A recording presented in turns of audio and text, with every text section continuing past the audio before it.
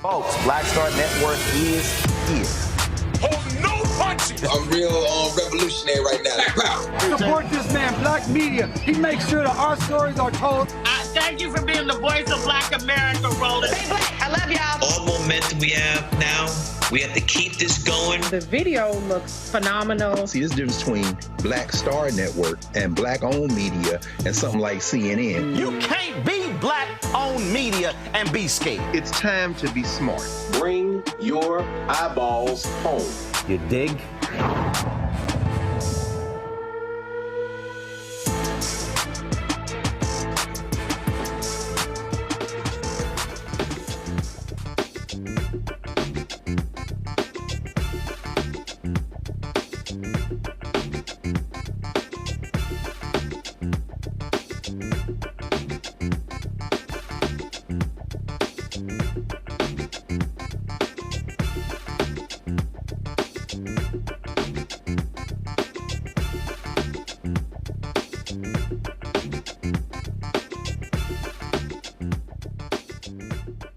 Today is Friday, September 6, 2024. Coming up on Roland Martin Unfiltered, streaming live on the Black Star Network. Republican state lawmakers in Louisiana have launched an investigation into the New Orleans district attorney over concerns he's abusing his power by making use of criminal justice reform policies intended to address prosecutorial and police misconduct. Orleans Parish DA Jason Williams be here to talk about it. Hundreds of Delaware voters have been told they're ineligible to vote after a clerical error. We'll talk to two activists about the Delaware Department of Elections admitting about 750 voters had incorrect party affiliations due to a DMV glitch. Donald Trump's sentencing for in New York is going to get pushed back after the election. Also, folks are calling it an incoherent word salad. Wait till you hear what Trump had to say about childcare in America. Totally confused. Also, more political ads being dropped. We'll show you what some of those are saying. Pretty damn good ones. Plus, Georgia's mass shooting suspect and his father face a judge today to hear the charges against him. And former Congressman Freddy Jackson Jr. is trying to get a pardon from President Joe Biden. It's time to bring the funk. I'm Roland Martin Unfiltered on the Black Star Network. Let's go. He's got it. Whatever the miss, he's on it. Whatever it is, he's got the scoop, the fact, the find. And when it breaks, he's right on time and it's rolling. Best believe he's knowing. Putting it down from sports to news to politics. With entertainment just for kicks, he's rolling. It's on go, roll, y'all. It's Roland Martin, Rolling with Roland now. He's funk, he's fresh, he's real, the best, you know he's Roland Martin now.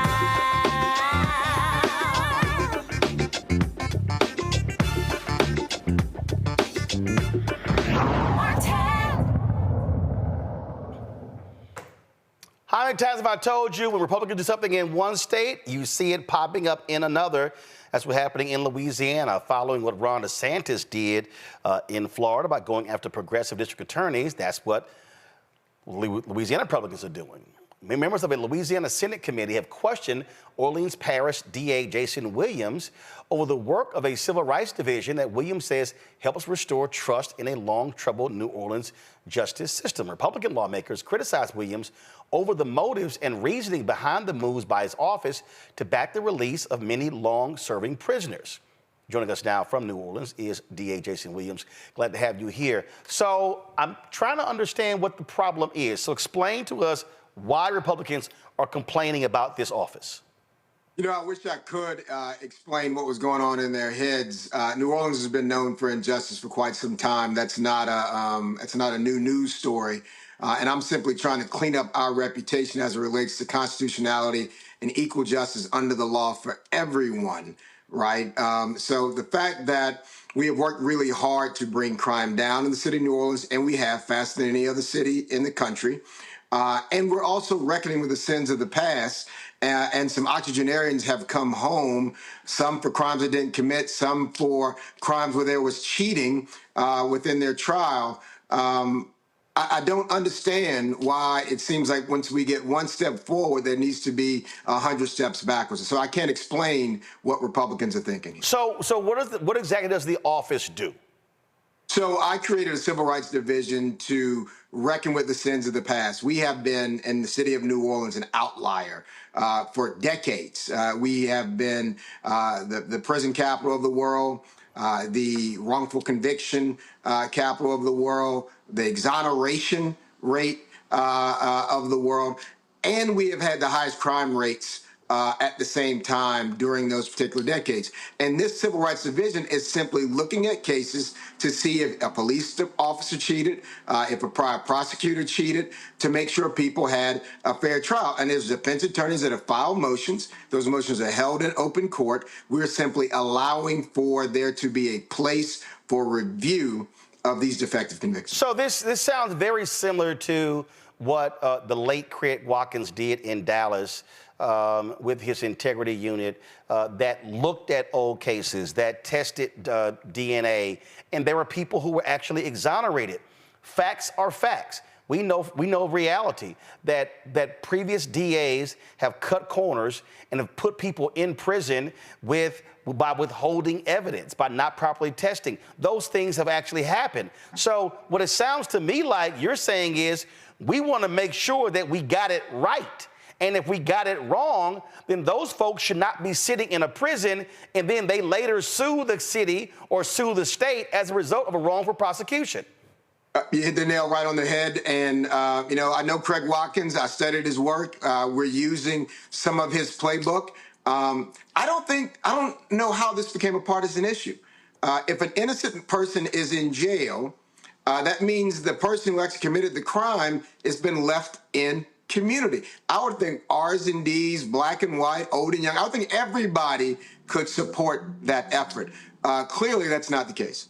Well, I'll tell you, because when you have these Republicans, their motive is very simple, to say that, and I'm sure they probably called you a Soros-backed DA. That's the language they use for any, non-conservative, hardcore, lock-em-up DA. This is what they do. This is how they complain. And they think that anybody is soft on crime if they are trying to, frankly, do right. Yeah, fairness does not seem like that should be something that we would want to fight about. I've said it during the campaign. I've said it during my tenure. Criminal justice reform and public safety are not antithetical. In fact, they're two sides of the very same coin, and you cannot have one without the other, because I need people in community to come to court and testify when someone has committed a crime. But when they don't believe in me and they don't believe in this system, they choose not to participate, which means the bad guys get away. And so we've got to understand that if we make everything a partisan fight, we're never truly going to achieve what we want, which is a peaceful, safe place to live. But this is also why I say these people are not really pro-life, because there have been individuals that have spent 20, 30, 40 years on death row. People who came close to death. I'm from Texas. I remember the Clarence Brantley case very well. That man came close 2 or 3 times being put to death, and he didn't commit the crime. And so I would think anybody would want to say, no, let's absolutely make positively sure if this individual did it. They just automatically assume, hey, never review it. And look, you've got the case in Missouri where the district attorney, Wesley Bell's office, has said there are issues with this here. And the judge has said, release this man. The Republicans in the state said, no, he got to stay in prison. The thing that gets lost in this argument, and I hope there'll be some sober minds at the Capitol that will actually be honest about the fact that we have been ground zero for mass incarceration, and that is is absolutely an outgrowth of Jim Crow and an outgrowth of chattel slavery. But we found in my very first year, there was a man by the name of Jermaine Hudson. We were reviewing his case because he was convicted with a non-unanimous jury. We Republicans and Democrats across the board said we need to come in line with the modern era. We need all 12 jurors to agree. We did that. And so we began reviewing the non-unanimous jury cases. And this individual, Jermaine Hudson, spent 22 years in jail and was about to plead guilty to a lesser crime to come home to his grown son. And the purported victim in his case called us from an inpatient facility to say that the crime never occurred. He actually lied about the crime occurring, but heard there was a DA that was willing to look, willing to check, and he came forward. He had come forward in the past and had been sent away from other DA's offices of my predecessors who ignored him. But this man was about to plead guilty to a crime he didn't commit, to a crime that never even occurred. And that's just how real it is. Just when you talk about somebody coming close to death or someone willing to plead guilty to something they did not do just to see their son. Right. And that's the thing right there that a lot of people don't quite understand. When you look at a criminal justice system, and we have seen and heard this all across the country, when they get presented with an option, somebody says, man, listen, if I got to plead to get 5 years, and these people are telling me they're going to put me away for 30, I'll go ahead and plead. I mean, we know of cases like this where the individual didn't do it, but they're making a determination saying, I can't get a break with this system, so I got to go ahead and plead. And then what happens is when the person didn't do it, what you're now dealing with, you're dealing with largely Republican lawmakers who will come back and say, hey, what's the problem? He pled. Well, there's a reason why he pled. They act like that stuff doesn't exist, like, oh, that's just television. And the other thing is we could hit this from two different angles. There's a moral imperative here, but there's also a fiscal imperative here. We are spending money taking care of men and women who should not be in jail, who could be taking care of their own families, who could be gainfully employed. This is debilitating the ability to invest in people to get better outcomes. Frederick Douglass said it a long time ago, we still refuse to hear it. It is easier and better to build strong boys and girls than to try to repair broken men and women. But a broken system is breaking people on purpose. Well, and the thing for me is, do these people not realize what state they're in? We're talking about Louisiana is the mass incarceration capital of America. Which means the mass incarceration capital of the world. Yeah. Because America incarcerates more people than any other place. And so they also act like there haven't been people wrongfully prosecuted and imprisoned in Louisiana. You know, and the thing that they want to try to label someone who cares about fairness as being soft on crime. I might be one of the only DAs in the country that's actually in court trying murder cases because I'm a litigator. But they're ignoring the number of cases in which we're going after the most violent offenders because they want to play this sort of partisan politics. This whole this Dirty Harry sense of go ahead, punk, make my day, cut corners, and go after the bad guy. That might be nice for Hollywood. Might be nice for a movie, but that's how innocent people go to jail, and that's how cities go bankrupt, paying off lawsuits when the truth comes out. Well, absolutely. And so I would hope that these folks, actually, and here's my last one. This is what I don't understand. Weren't you elected? By almost 60% of the vote, and I promised I would do this when I ran. So you were elected by the citizens of New Orleans. Correct. But you've got individuals who are not elected by the citizens of New Orleans trying to tell the duly elected representative in New Orleans how to do his job. Are you questioning how they do their job in other parts of Louisiana? You know, to my knowledge, it's the first time that a prosecutor, a duly elected prosecutor by the entire parish was brought before a Senate committee to be questioned about their policies and practices. My predecessor used the multiple bill, the habitual offender law, the 3 strikes and you're out. He used it almost 2,700 times in 1 year, when the next largest parish used it about 10 times, right? There was no questions when he was misusing the habitual offender law on folks for a couple of joints, for a chump amount of dope, for stealing an umbrella off someone's porch while it was raining. He was never questioned about his discretion when he was operating this way for nearly 14 years. But I have been questioned. Oh, so he wasn't questioned, but you're being questioned.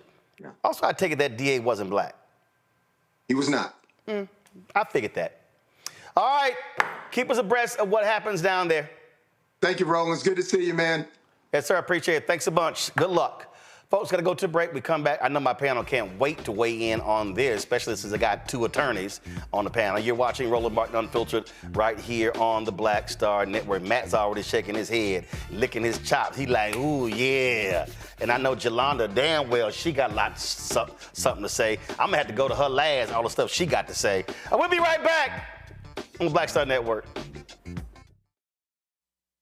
Next on the Black Table with me, Greg Carr. There's a lot of talk about the inevitability of another civil war in this country. But on our next show, we'll talk to a noted author and scholar who says we're actually in the middle of one right now. In fact, Steve Phillips says the first one that started back in 1861, well, it never ended. People carrying the Confederate flag, wearing sweatshirts saying MAGA Civil War, January 6, 2021, stormed the U.S. Capitol, hunted down the country's elected officials, built a gallows for the Vice President of the United States, and to block the peaceful transfer of power within this country. On the next Black Table, here on the Black Star Network. On a next, A Balanced Life with me, Dr. Jackie, we're going to be talking about common sense. We think that people have it, know how to use it, but it is something that people often have to learn. The truth is, most of us are not born with it, and we need to teach common sense, embrace it, and give it to those who need it most, our kids. So I always tell the teachers to listen out to what conversations the students are having about what they're getting from social media, and then let's get ahead of it and have the appropriate conversations with them. On a next, A Balanced Life with me, Dr. Jackie, here at Black Star Network.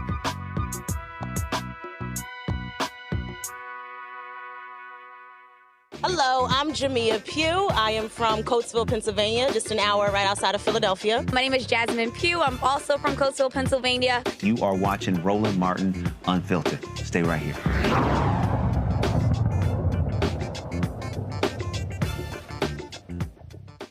All right, folks, let's get into it with our panel. Matt Manning, civil rights attorney out of Corpus Christi, Texas. Jelana Jones, Texas State Representative, lawyer out of Houston, and Michael Imhotep, host, African History Network show out of Detroit. All right, Matt, you have been waiting to weigh in. Go. Well, look, I think you hit the nail on the head at the beginning. This is a part of the Republican playbook.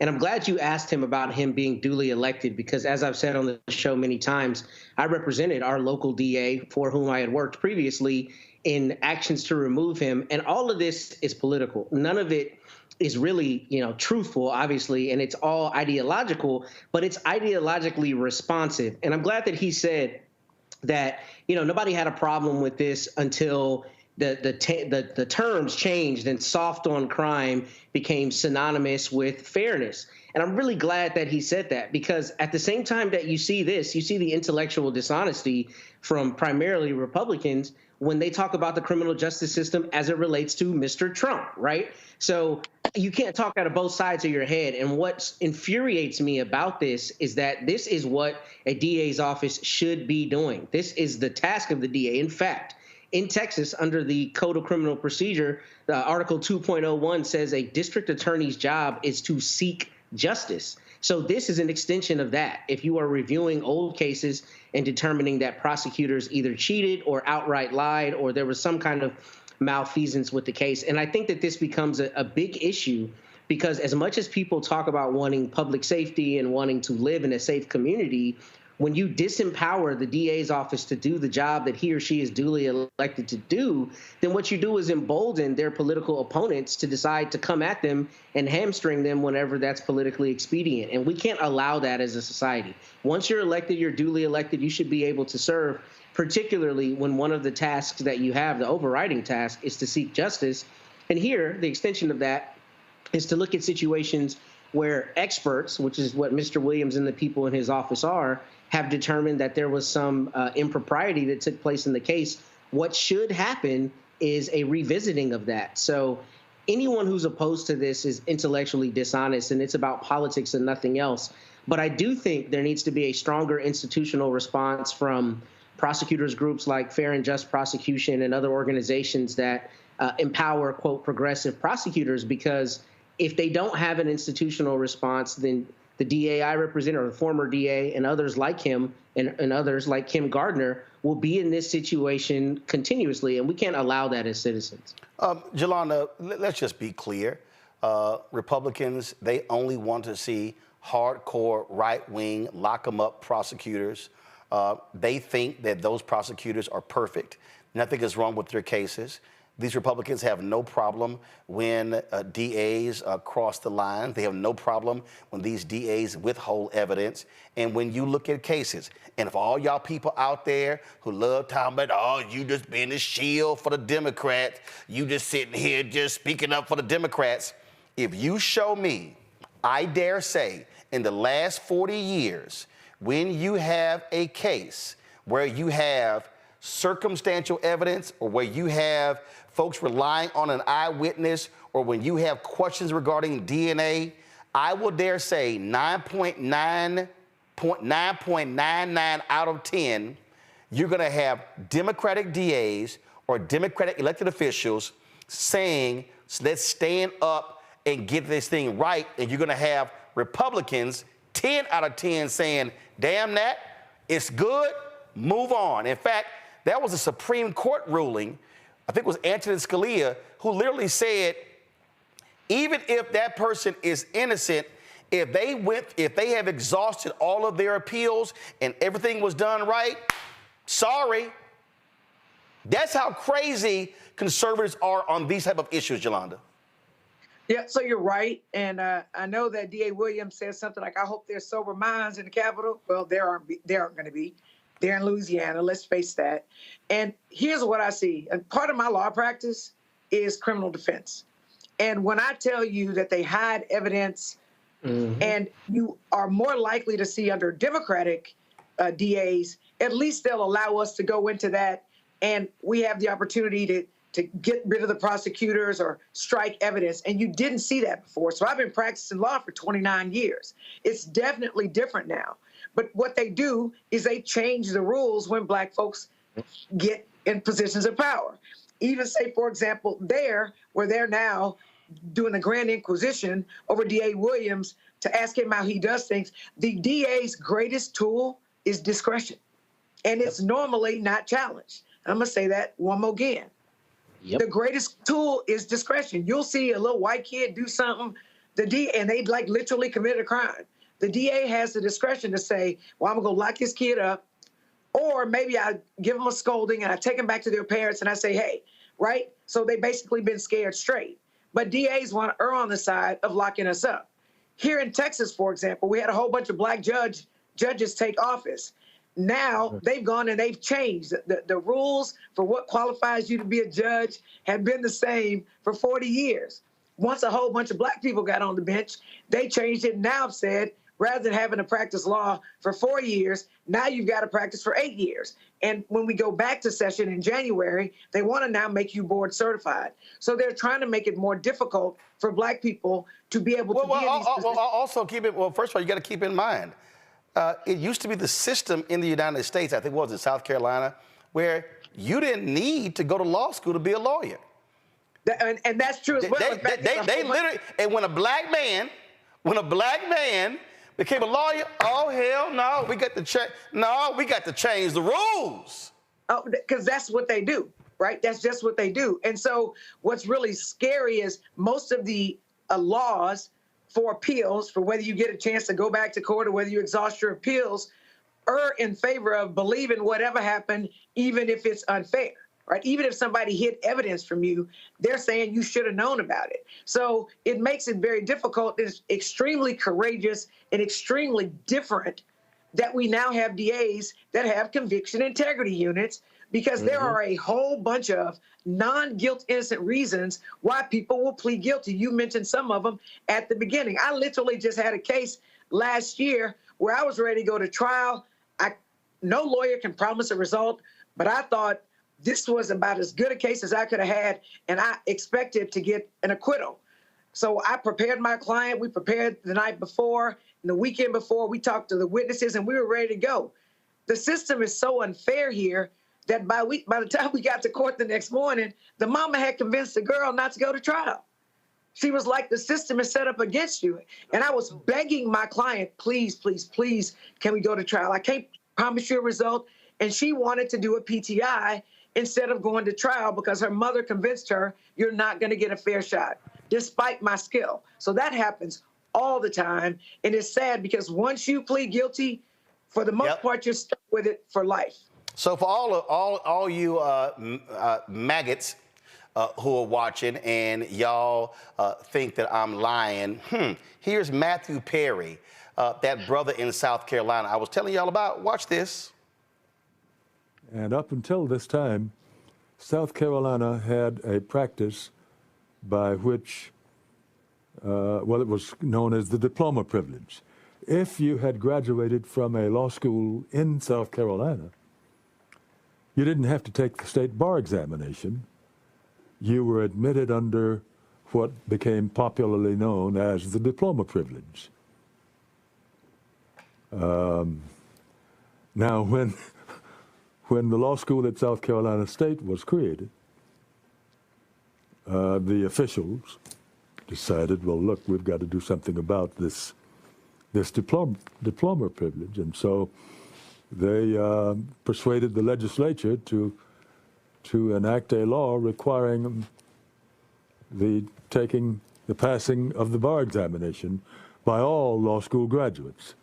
And so I tell young people, anybody who has graduated since 1951, that if you had to take the bar examination, you can, of course, blame me. And up until... There you go. Oh, and also for all you idiots, y'all saw what happens when you play a video from Twitter, how it jumps to the next video you don't know? Yeah, dumbasses. Michael, go to you. What they're doing there in Louisiana, this is what white Republicans do when black people get in power or when it's progressive. This is what they do. And they always talk about local control, local control. No, they only want local control when they are the ones who are in power. Yeah, Roland, but it goes even beyond that. This is what white supremacists do when they are in power, regardless of political party. When in preparation for this segment, I read this piece from Fox 8 Live, and in reading it and watching I watched a segment where they had District Attorney Williams talking about the resentencing, and it sounded like this was going back to the 1898 Louisiana State Constitution.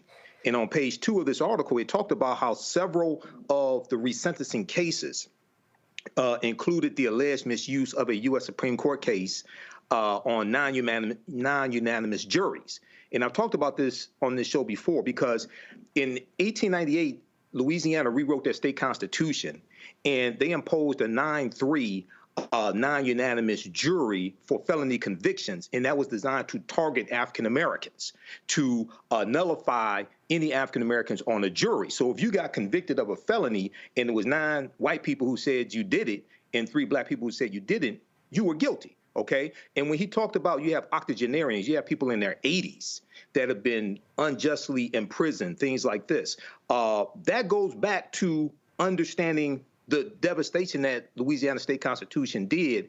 Decades later, it changed to 10-2.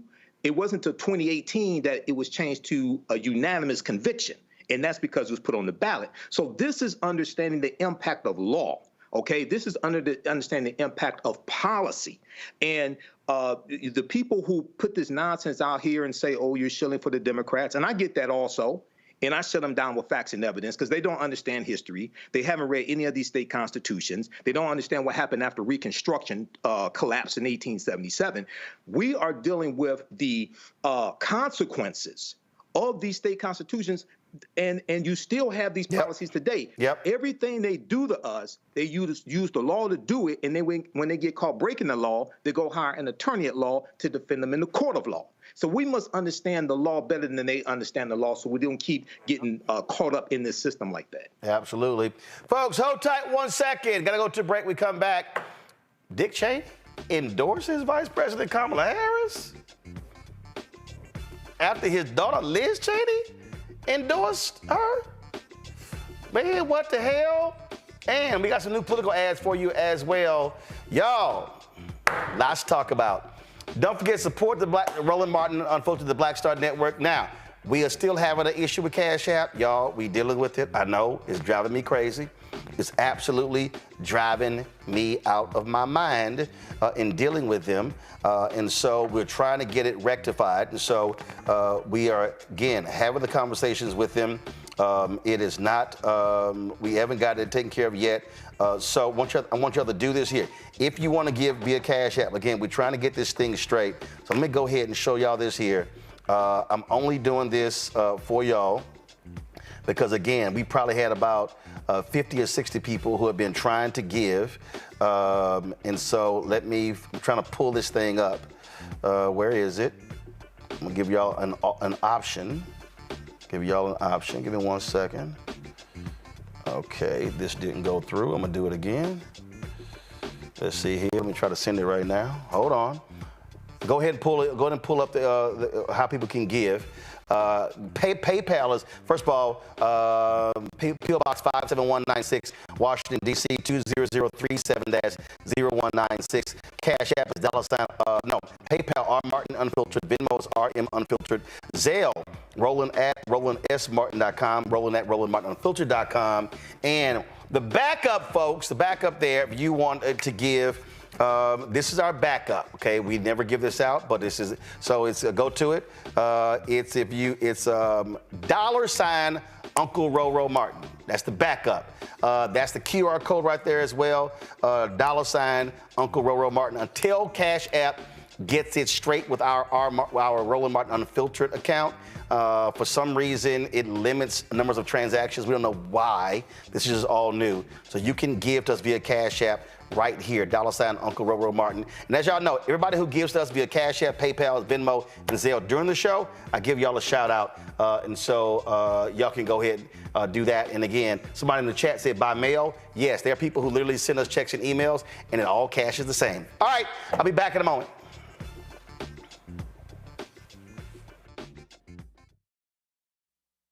Hatred on the streets, a horrific scene, a white nationalist rally that descended into deadly violence. White people are losing their damn minds. As an angry pro-Trump mob storms the U.S. Capitol, we've seen shootings. We're about to see the rise of what I call white minority resistance. We have seen white folks in this country who simply cannot tolerate black folks voting. I think what we're seeing is the inevitable result of violent denial. This is part of American history. Every time that people of color have made progress, whether real or symbolic, there has been what Carol Anderson at Emory University calls white rage as a backlash. This is the rise of the Proud Boys and the Boogaloo Boys. America, there's going to be more of this. Here's all the Proud Boys, guys. This country is getting increasingly racist in its behaviors and its attitudes because of the fear of white people. The fear that they're taking our jobs, they're taking our resources, they're taking our women. This is white fear.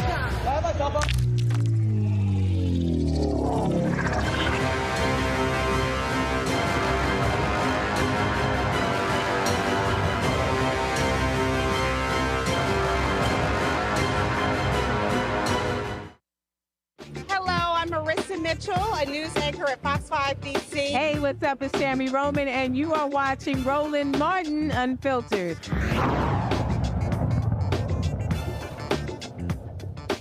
All right, y'all. The Delaware Department of Elections admitted that state officials put hundreds of voters who had registered in the past year through an automatic voter registration system into the wrong political party. The error impacted about 750 registered voters and has caused a surge of criticism, particularly in Wilmington, Delaware.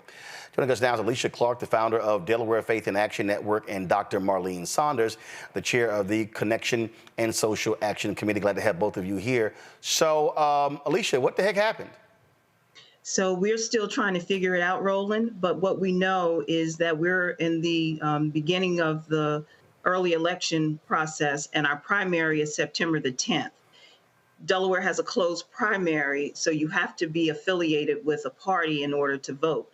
There are a number of individuals who have attempted to vote and have been turned away because their party affiliation was marked as unaffiliated.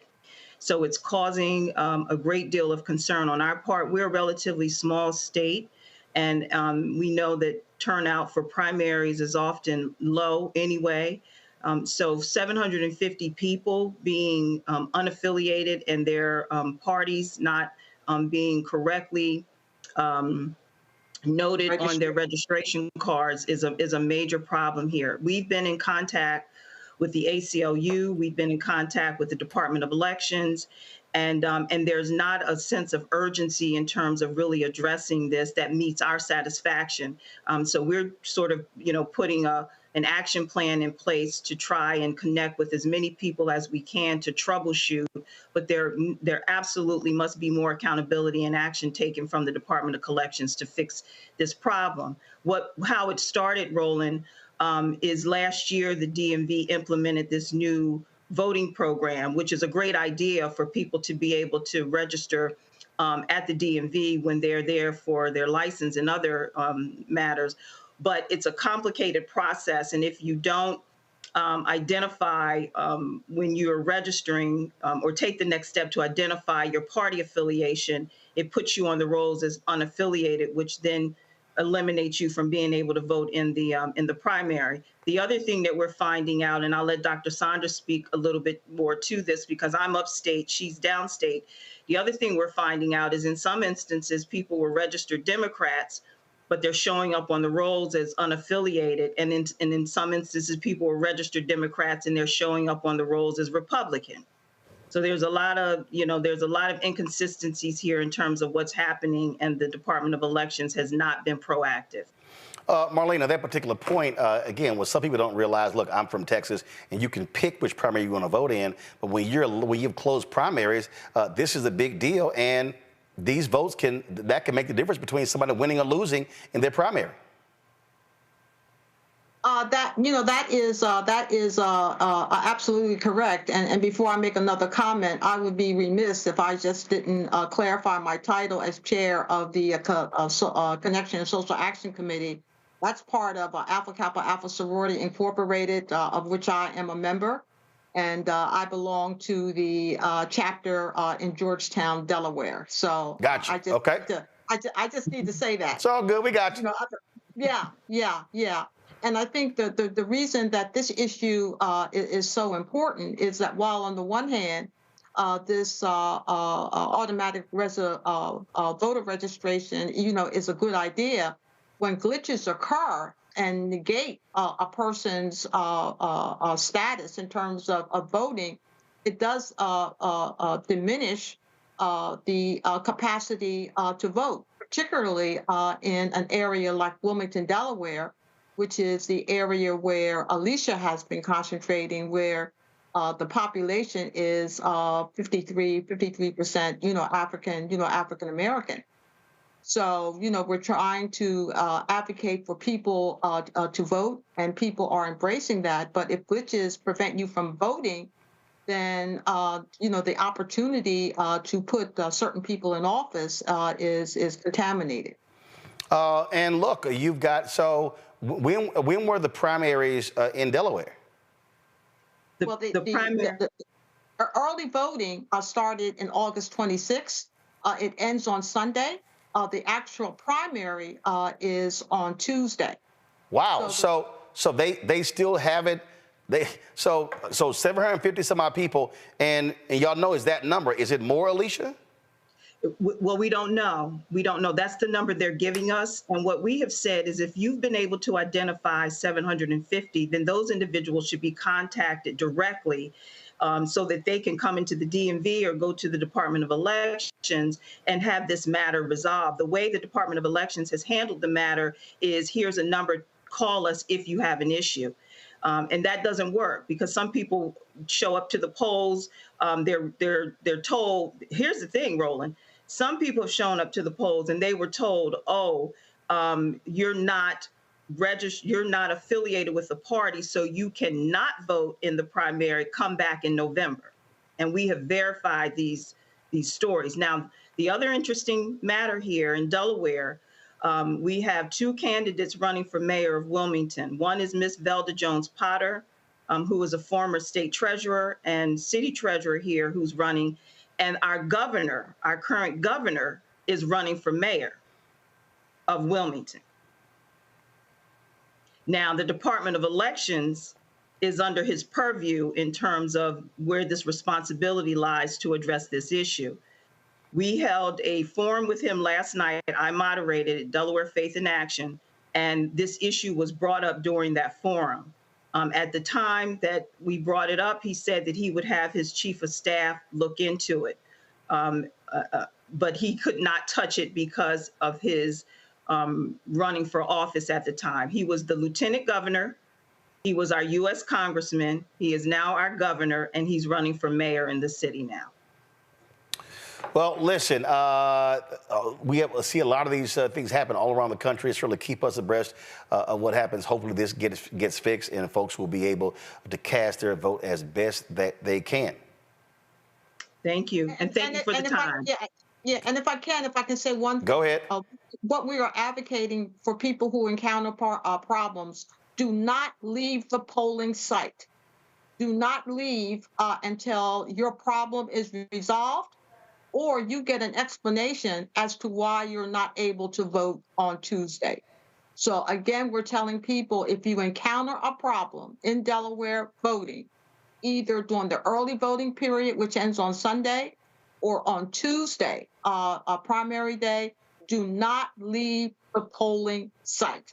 Ask a poll worker to give you on-the-spot assistance, or ask for an explanation as to why you are not able to vote. All right. And they just put up the number for people to call the ACLU because we're tracking the issues here in Delaware. All right, then. Well, we appreciate it. Thanks a lot. Okay, Thanks, Roland. thank you. All right, folks, we come back. We're going to talk about new political ads coming up, including a devastating 8-minute film that shows how anti-black Donald Trump is. We got that for you as well. You're watching Roland Martin Unfiltered on the Black Star Network.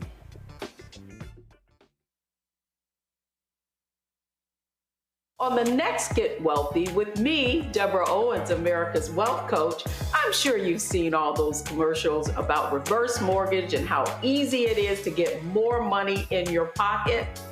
Well, this woman that you're going to hear from knew it was too good to be true, and because of it, she now has 7 figures in net worth. You know, wait a minute. This house is really valuable, and further, you can get money out of it to help you, and more importantly, you can keep your home. That's right here on Get Wealthy, only on Black Star Network.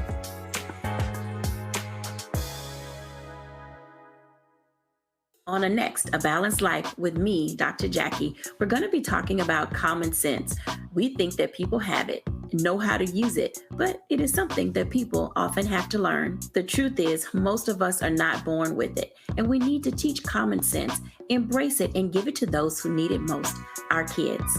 So I always tell teachers to listen out to what conversations the students are having about what they're getting from social media, and then let's get ahead of it and have the appropriate conversations with them. On a next, A Balanced Life with me, Dr. Jackie, here at Black Star Network.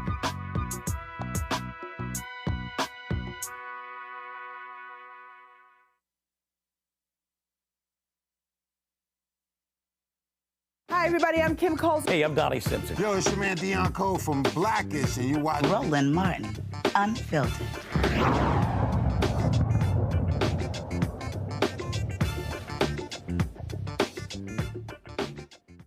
Well, folks, you can always count on some really good political ads at this time of the season. Lincoln Project, you know, those folks are damn good. Check out this new ad that they dropped. A second term for Donald Trump. What will it look like? Secretary of State Jared Kushner. Jared Kushner and Ivanka Kushner walk out of the White House and months later get $2 billion from the Saudis. Homeland Security Marjorie Taylor Greene. I think your fake eyelashes are messing up. Justice Department Alina Habba. This is where your taxpaying dollars are going, America. FBI Director Jim Jordan. That's as radical as you can get. White House Press Secretary Laura Loomer. Trespassing Nancy Pelosi's private residence. Give me some money to fund my lawsuits. HHS Secretary Matt Gaetz. The House Ethics Committee has released a statement into a number of serious allegations, including sexual misconduct. Elon Musk for whatever he wants. Go yourself. No wonder Trump says, you don't have to vote again. We'll have it fixed so good you're not going to have to vote. Well, I say no lies told on that one. I came across this video. If y'all want to, if you want to see a video that lays out how anti-black Donald Trump is, watch this. Black Lives Matter. There are a lot of thugs. I love the old days. You know what they used to do to guys like that? They'd be carried out on a stretcher. The president approvingly retweeted this video of one of his supporters. A horrific scene in Charlottesville, Virginia, a white nationalist rally that descended into deadly violence and chaos. I think there's blame on both sides. Very fine people on both sides. He has pulled one of the great cons in the history of politics. He could have been born in Kenya. A lot of people do not think it was an authentic certificate. I'm starting to wonder myself whether or not he was born in this country. I was the one that got him to produce the birth certificate. I didn't know she was black until a number of years ago when she happened to turn black. I have been the best president for the black population since Abraham Lincoln. Donald Trump, he's made it clear throughout his life that he believes black people are inferior. The Department of Justice accused the Trumps of violating the Fair Housing Act, arguing they were turning away renters based on race and color. Donald Trump took out $85,000 in ads in the New York City newspapers calling for the execution of minors who at that point had not even gone to trial. I hate these people, and let's all hate these people. He has said on multiple occasions that he doesn't want black people involved in the counting of his money or involved in the running of his world. He is a tried and true, dyed-in-the-wool racist. In Trump's head, you can't be a person of color and an American.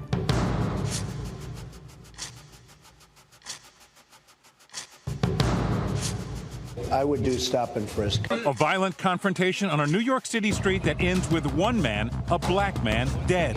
He just took me out the car, searched the car, asked where are the guns, where are the weapons and the drugs. This is my license. I'm a pharmacist, right? But I get stopped all the fucking time. And because of that, I have to show this. Stop and frisk. Very simple. You stop them and you frisk them. President Trump plans to sign an executive order that will reverse an Obama-era policy which currently restricts local police from getting military-style guns and equipment. Hands up, don't shoot! Hands up! Go!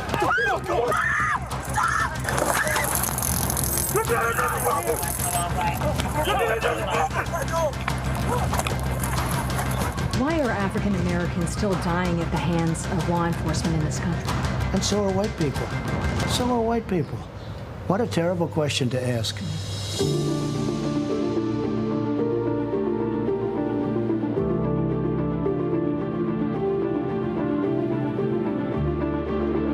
Wages too high. We have to leave it the way it is. I worked at fast food for over 30 years, and I had to support my kids off of that money. Minimum wage is still $7.25. It's rough. Gotta work 2-3 jobs just to make ends meet. You have to decide whether you're going to eat or pay your bills. Look at how well the black community has been doing under this administration.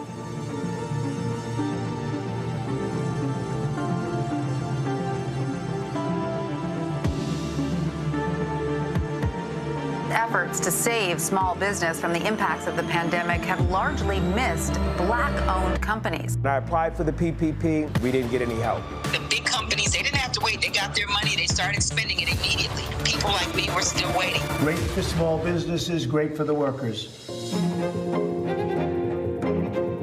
The Trump administration has done more to shape the courts in just one term than any other president in recent history. Trump has confirmed 203 federal judges, and of that number, 8 have been black. Trump judges have suspended affirmative action programs like the Fearless Funds grant for black women in tech, ruled against plaintiffs in housing discrimination cases, supported racially gerrymandered voting maps, blocked the EPA from enforcing environmental justice regulations, leaving communities like Cancer Alley in Louisiana without any protections. Cancer Alley, the stakeholders are 92% black. It's black people who are suffering the brunt of all the ill effects of this petrochemical industry. We don't benefit anything from it. We are the sacrifice zone.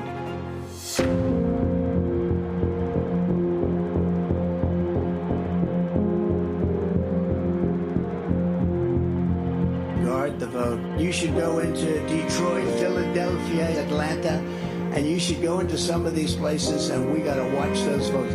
Donald Trump said there was rampant fraud. He didn't say it was happening everywhere. He said it's happening in Detroit, Philadelphia, Milwaukee, Fulton County, Georgia, Maricopa County, Arizona, Harris County, Texas, large urban centers with large populations of color. The thing that rhetoric is being used to justify are racially discriminatory voting policies, policies that make it harder for voters of color to vote.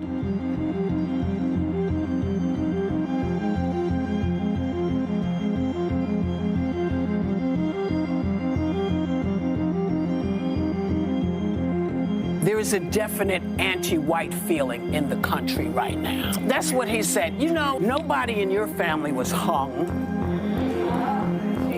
Nobody in your family was chased because of the color of their skin. How dare you? There's no anti-white issue here.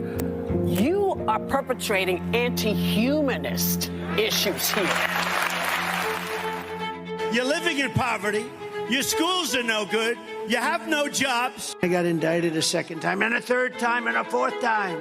That's why the black people like me. We've all seen the mugshot.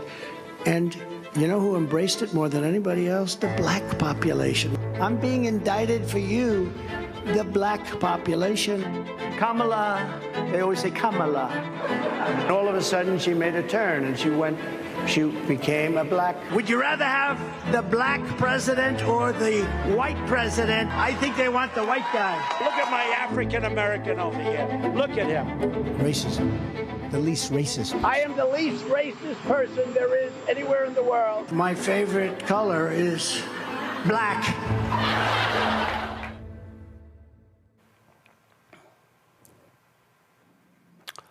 That was pretty damn good, Yolanda. You know, I'm real irritated right now. I'm real irritated. I'm choosing my words carefully. The thing that I don't understand is why anybody black could support this man. Literally every negative attribute that anybody has, he gives to us. He literally says that we like him because we appreciate that he was charged with a crime like us. Mm-hmm. As a person who's never been in trouble with the law and who tries to get black folks out of the claws of an unfair, unjust criminal justice system, I'm offended. He targets, and I didn't find it coincidental at all, that he targeted black cities in the majority of the swing states because he wants to try to steal this election any way that he can by sowing distrust and mistrust in the system. And he just says things and people, or his sycophants, just believe him, which terrifies me. And that's why I know that we as black people have got to take it real personal that he's coming for us. And let me be clear. I'm tired of people saying he's targeting people of color. The people of color that get the most negatively affected is us, black people. And we as black people have to own our blackness, and we have to own the fight against us, And we have to stop, at least in this instance, from trying to bring everybody along, because everybody's fighting for themselves. And we need to fight for us, because we cannot take care of other people before we take care of ourselves. And we have got to stop this man. And that's why we need to elect Kamala Harris as president of the United States, because a Justice Department under her can go after all of these unfair laws that they're enacting in these states that are violating the Constitution. That's what people don't understand. You showed all the Republican judges that have literally undid our civil rights gains. Right. And we need to have a president who is going to put people on the bench who can undo that. Because the one thing I've not seen in all the time that I've been practicing law, which next year will be 30 years, normally there was established law, and the judges respected that. These Trump judges don't give a freaking you know what, and they will undo it, and they're taking us back. So this is serious. This is a serious matter. Michael, the thing here is when we talk about, why these videos are important, because, again, social media has totally changed. Not all, everything can be done in 30 and 60 seconds. And so that video there was about a 7-minute video. Y'all get me the name of the group that did it so I can pull them up. That's important because it puts it all in one place how anti-black this man is. And when you got these black maggots running around touting Trump and lying about what he's done for black people, that stuff is important. Absolutely, and the black maggots are what one of my teachers, Dr. Leonard Jeffries, would refer to as a PWAK. That's a professional white ass kisser, because that's exactly what they are. Now, the good thing about this video, more importantly than what Trump said, is the policies he actually put in place. I've talked about it here on this show before. September 2020, Donald Trump did an executive order when he was president that banned the use of critical race theory in training for federal employees. That's really where the anti-critical race theory movement started. That's 6 months before white conservative activist Christopher Rufo did his series of tweets in March 2021 attacking what he called critical race theory and redefining critical race theory. Then you look at the school boards, right? And how Stephen K. Bannon, who served in the Trump administration as a senior advisor, Stephen K. Bannon on one of his podcasts said that the way to political power in the country today is through the local school board. So we saw Moms for Liberty, we saw these right-wing initiatives to take over school boards. Donald Trump attacked the 1619 Project after he did his executive order in September 2020. And we saw this huge backlash from the right wing against the 1619 Project and Nicole Hannah-Jones. Also, Donald Trump nominated 2 attorney generals who were against criminal justice reform. So whatever Donald Trump wants to claim about the criminal justice reform that he did with Hakeem Jeffries' bill, okay, Jeff Sessions and William Barr were against criminal justice reform, and one of the first things that Attorney General Jeff Sessions did was he reversed Eric Holder's initiative on Smart on Crime, and he backed off of not charging low-level nonviolent offenders with the longest, harshest sentences. And he also backed off of police. He said he stopped the investigations into the patterns and practices of police departments, and he said we need to take a hands-off approach to policing as well. So we can look at the policies that Donald Trump implemented as well and how anti-black they were. Well, you know, he has to be stopped. I got you, Matt. That was a guy, some dude sent me an email and he was just touting about, in the hood, folks had money in their pockets when Trump was president and all this sort of stuff. And I've heard that crap from so many other different people. And I sit here and go, y'all still don't have no idea what the hell y'all talking about. And I said, if there's any black person or any non-black person out there who thinks stimulus checks are going to be raining down on America, especially in the hood, if Trump is there, you are out of your damn mind, because guess what? That ain't happening. The stimulus, that was a once in 100-year pandemic, and it is not happening again. And I'm like, y'all might want to wake the hell up. Yeah, and it's something that he demanded to put his name on so he could take credit for that once-in-a-lifetime situation where they had to send those stimulus checks. But look, here's the reality. I think Jolanda hit the nail on the head. He uses us as the vehicle to get all of his hate out and talking about any negative attribute. I mean, that's what I think is so powerful about that video. The fact that you see all those things strung together. So anybody who's trying to defend Mr. Trump and his virulent racism against black people cannot get out of the fact that they're not one-offs. And it started back when the exonerated 5 were coming up for trial. I mean, if you take out a full-page ad in the New York Times calling for the death penalty of teenagers, I mean, you're per se hateful. And that has persisted throughout his life and in his service or led service to the country. So it's obvious that, you know, he hates black people, and that's very clear in so many things that he says and that he does. And just the idea that we have allowed a lot of this to be normalized from him, and we continue talking about it rather than just calling him out and saying you are a straight up racist, as we have, is so problematic to me in the way that it's just become such a part of what we allow in politics in a way that it would not have been allowed even 15, 20 years ago for somebody to say the incendiary things that he said. As a matter of fact, if you saw in that video, he said he doesn't want his money counted by a black person. He wants his money counted by a short person who wears yarmulkes. You know what that means? That's a comment to Jewish people, right? And that's the kind of thing you say when you do not have any regard for other people's humanity. And moreover, you are used to just going around saying whatever you want, no matter how hateful. And it's extraordinary to me that we are continuing to talk about the prospect of a second presidency from a known buffoon, a hateful buffoon at that.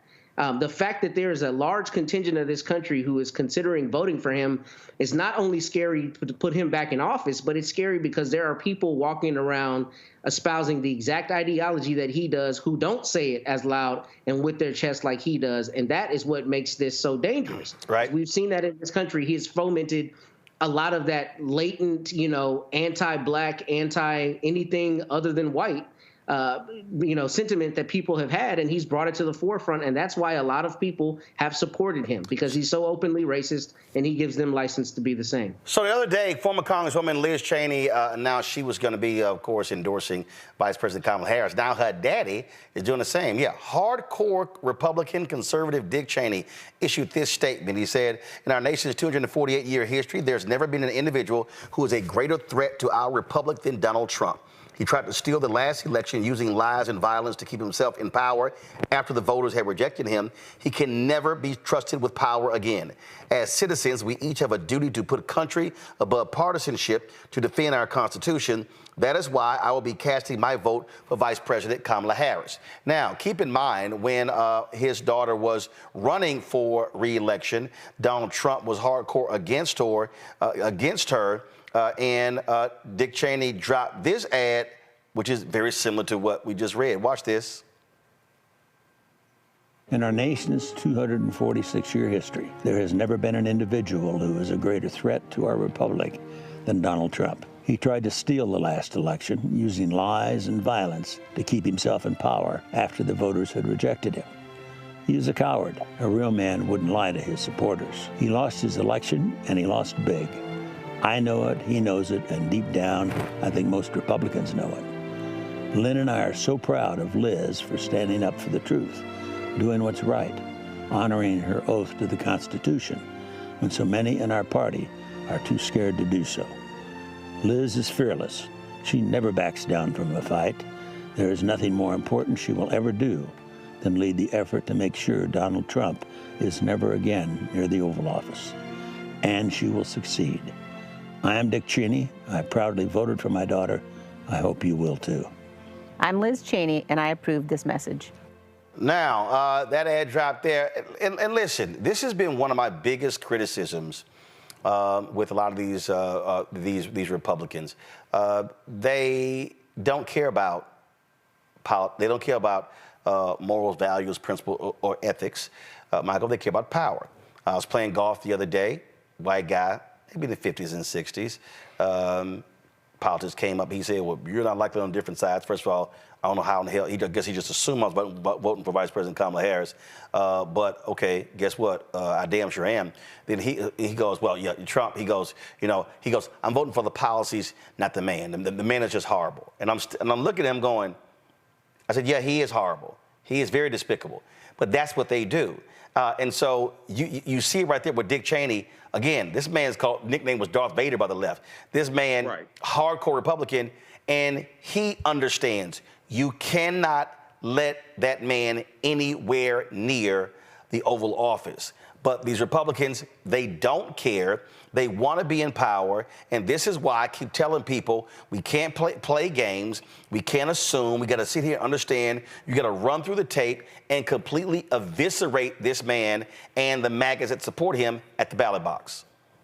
Absolutely. And 2 quick points. Number one, the guy that you were talking about, when somebody says they support his policies, not the man, my question to them would be, well, what policies do you support? Because his policies overwhelmingly are negative and harmful to America.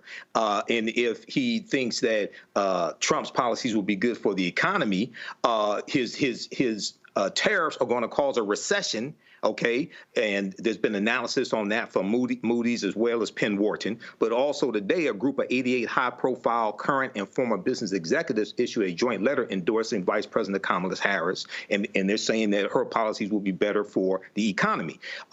We just saw in that video in the ad, Dick Cheney talked about how Donald Trump lost the election, and he knows he lost the election. Well, Trump just admitted this week in the podcast on Tuesday that he lost the election in 2020, and he said he lost it by a whisker, quote unquote, by a whisker. Now, white supremacist Nick Fuentes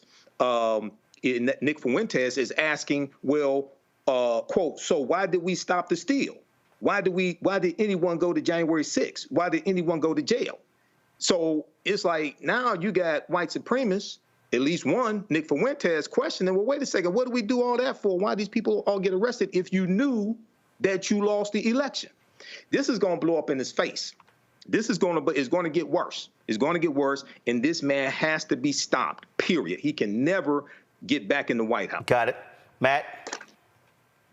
I don't really have too much to add beyond, he can't be back in the White House. And if you have Dick Cheney saying that, there's a real existential threat. It's clear. There have been so many sound bites and so many things. I don't need to run over all of them. But I'll tell you the one that has really stuck in my craw, if you will, is the one about you do not need to vote again. We're going to fix it so you don't need to vote again. Those are the things that I have been expecting, that I expect from another Trump term, that he is really going to try to be dictatorial. And I think one of the first things they're going to do is try to repeal the constitutional amendment that limits somebody to serving 2 years as the president. And I don't think any of those things are histrionics or far-fetched. I think the more you say those kinds of things and you normalize that and you cozy yourself up to dictators, I think we as Americans will see somebody who will be a full-on dictator if he's reelected. Yolanda? And so I agree. You hit the nail on the head. You actually took a lot of the points that I was going to say, but I'm going to go back and I'm going to say this. First of all, the beautiful thing about Donald Trump is he's so arrogant, he tells us what the hell he going to do. Right? Mm-hmm. So he done told us, he done told us we ain't gonna have to vote no more. That means he's going to steal elections, or he's just not gonna have them.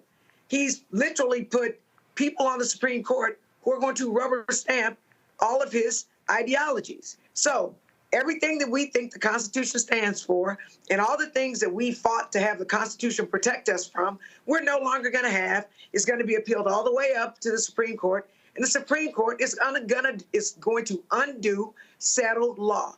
And they're going to create the Constitution that allows racist white people to stay in power. That is what they're going to do. It's going to be open season on shooting us. So the little progress we made where some police officers are actually held accountable for shooting and killing us when we caught them on tape and they lied and we were unarmed, all that stuff is going to go away. It's going to go back to the time with Emmett Till and before that. Y'all think I'm playing? Keep on and don't vote. This election matters. We're not going to have access to housing. They're going to be redlining crazily. The Justice Department will not be going in and having the power to protect us because the Supreme Court is going to undo what they say if he's president. Got it. They are literally going to destroy public education where we cannot get jobs, we cannot move forward, and that is how it's going to be. So 1 second. So, talking to the Economic Club of New York the other day, y'all, if y'all want to see how stupid this man is, just watch this here. The question dealt with the issue of childcare. Roll it. If you win in November, can you commit to prioritizing legislation to make childcare affordable? And if so, what specific piece of legislation will you advance? Well, I would do that, and we're sitting down. You know, I was somebody, we had Senator Marco Rubio, and my daughter Ivanka was so impactful on that issue. It's a very important issue. But I think when you talk about the kind of numbers that I'm talking about, that, because look, childcare is childcare. There's something, you have to have it. In this country, you have to have it. But when you talk about those numbers compared to the kind of numbers that I'm talking about by taxing foreign nations at levels that they're not used to, but they'll get used to it very quickly. And it's not going to stop them from doing business with us, but they'll have a very substantial tax when they send product into our country. Those numbers are so much bigger than any numbers that we're talking about, including childcare, that it's going to take care. We're going to have, I look forward to having no deficits within a fairly short period of time, coupled with the reductions that I told you about on waste and fraud and all of the other things that are going on in our country, because I have to stay with childcare. I want to stay with childcare, but those numbers are small relative to the kind of economic numbers that I'm talking about, including growth, but growth also headed up by what the plan is that I just told you about. We're going to be taking in trillions of dollars, and as much as child care is talked about as being expensive, it's relatively speaking not very expensive compared to the kind of numbers we'll be taking in. We're going to make this into an incredible country that can afford to take care of its people, and then we'll worry about the rest of the world. Let's help other people. But we're going to take care of our country first. This is about America first. It's about make America great again. We have to do it because right now we're a failing nation. So we'll take care of it. Thank you. Very good question. Thank you. Did he answer the question? I had somebody who gave to the show the other day, and they said, Roland, could you please stop cussing? And I've severely limited when I cuss. Reese has it. But what the fuck was he talking about? And what the fuck were these people there clapping for? They literally, what? Because he said, make America great again? He gave the most bullshit answer to child care.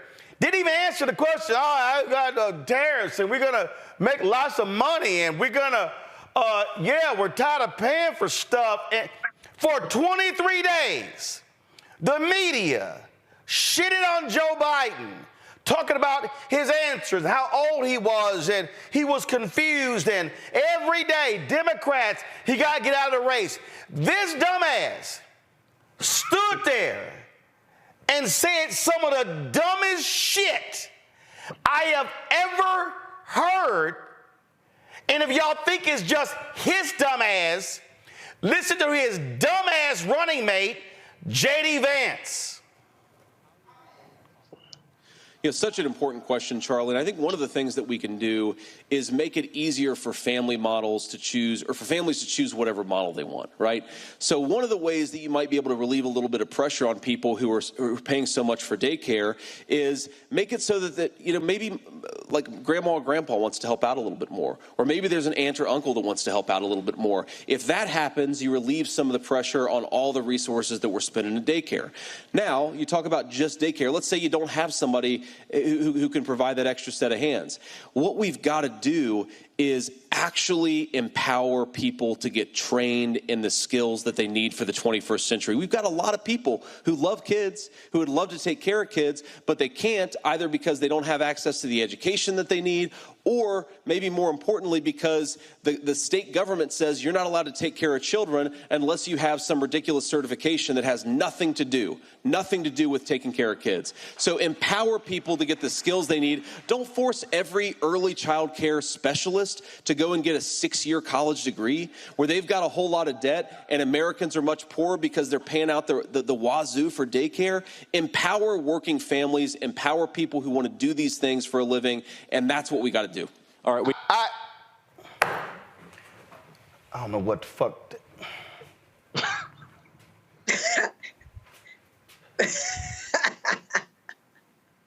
I hope all y'all who think about voting for these dumbasses just heard two of the dumbest responses ever.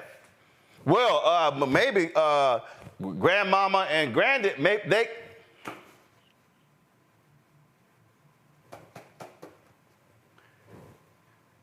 And some of y'all actually have the audacity to question Vice President Kamala Harris and Minnesota Governor Tim Walz when they say stuff. And this is the Republican ticket. And some of y'all literally think these two absolute ignorant dumbasses are worthy of being in the White House. And the thing that gets me is neither one of them, they probably ain't never had to pay for child care. They don't even know what the hell child care is if it doesn't involve nannies and au pairs and stuff like that. And it just, and see, Matt, this what really pisses me off.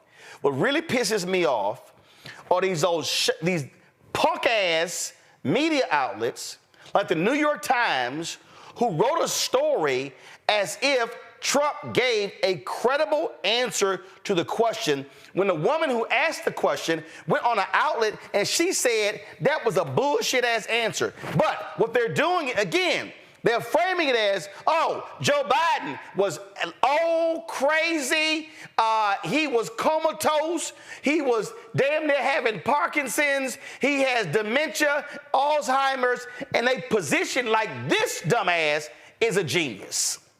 But Roland. No, Jolanda. Matt. No, I'll yield to Jolanda. Go ahead, please. No, hold on, no. I'm going to you for a reason, because I got a question for Jolanda that's separate. Matt, go. I got that. I know what I'm doing. Go. Yes, sir, you're right. I don't think you're wrong. I think the media has perpetuated a lot of that.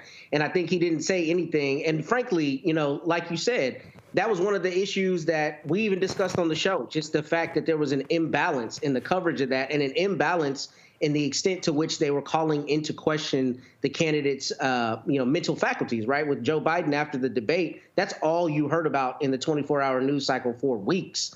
And Mr. Trump has continued to say things like this that make literally no sense. I mean, he sounds like one of my sons trying to stay up when I tell him to go to sleep, just saying anything. But how about this? How about that? Right? When, it's just incomprehensible. And he's not saying anything at all from a policy standpoint. And when you look at J.D. Vance, what Vance did specifically in his answer is he found a way to come in with that same anti-government rhetoric that they say, don't hamper people's ability to be free.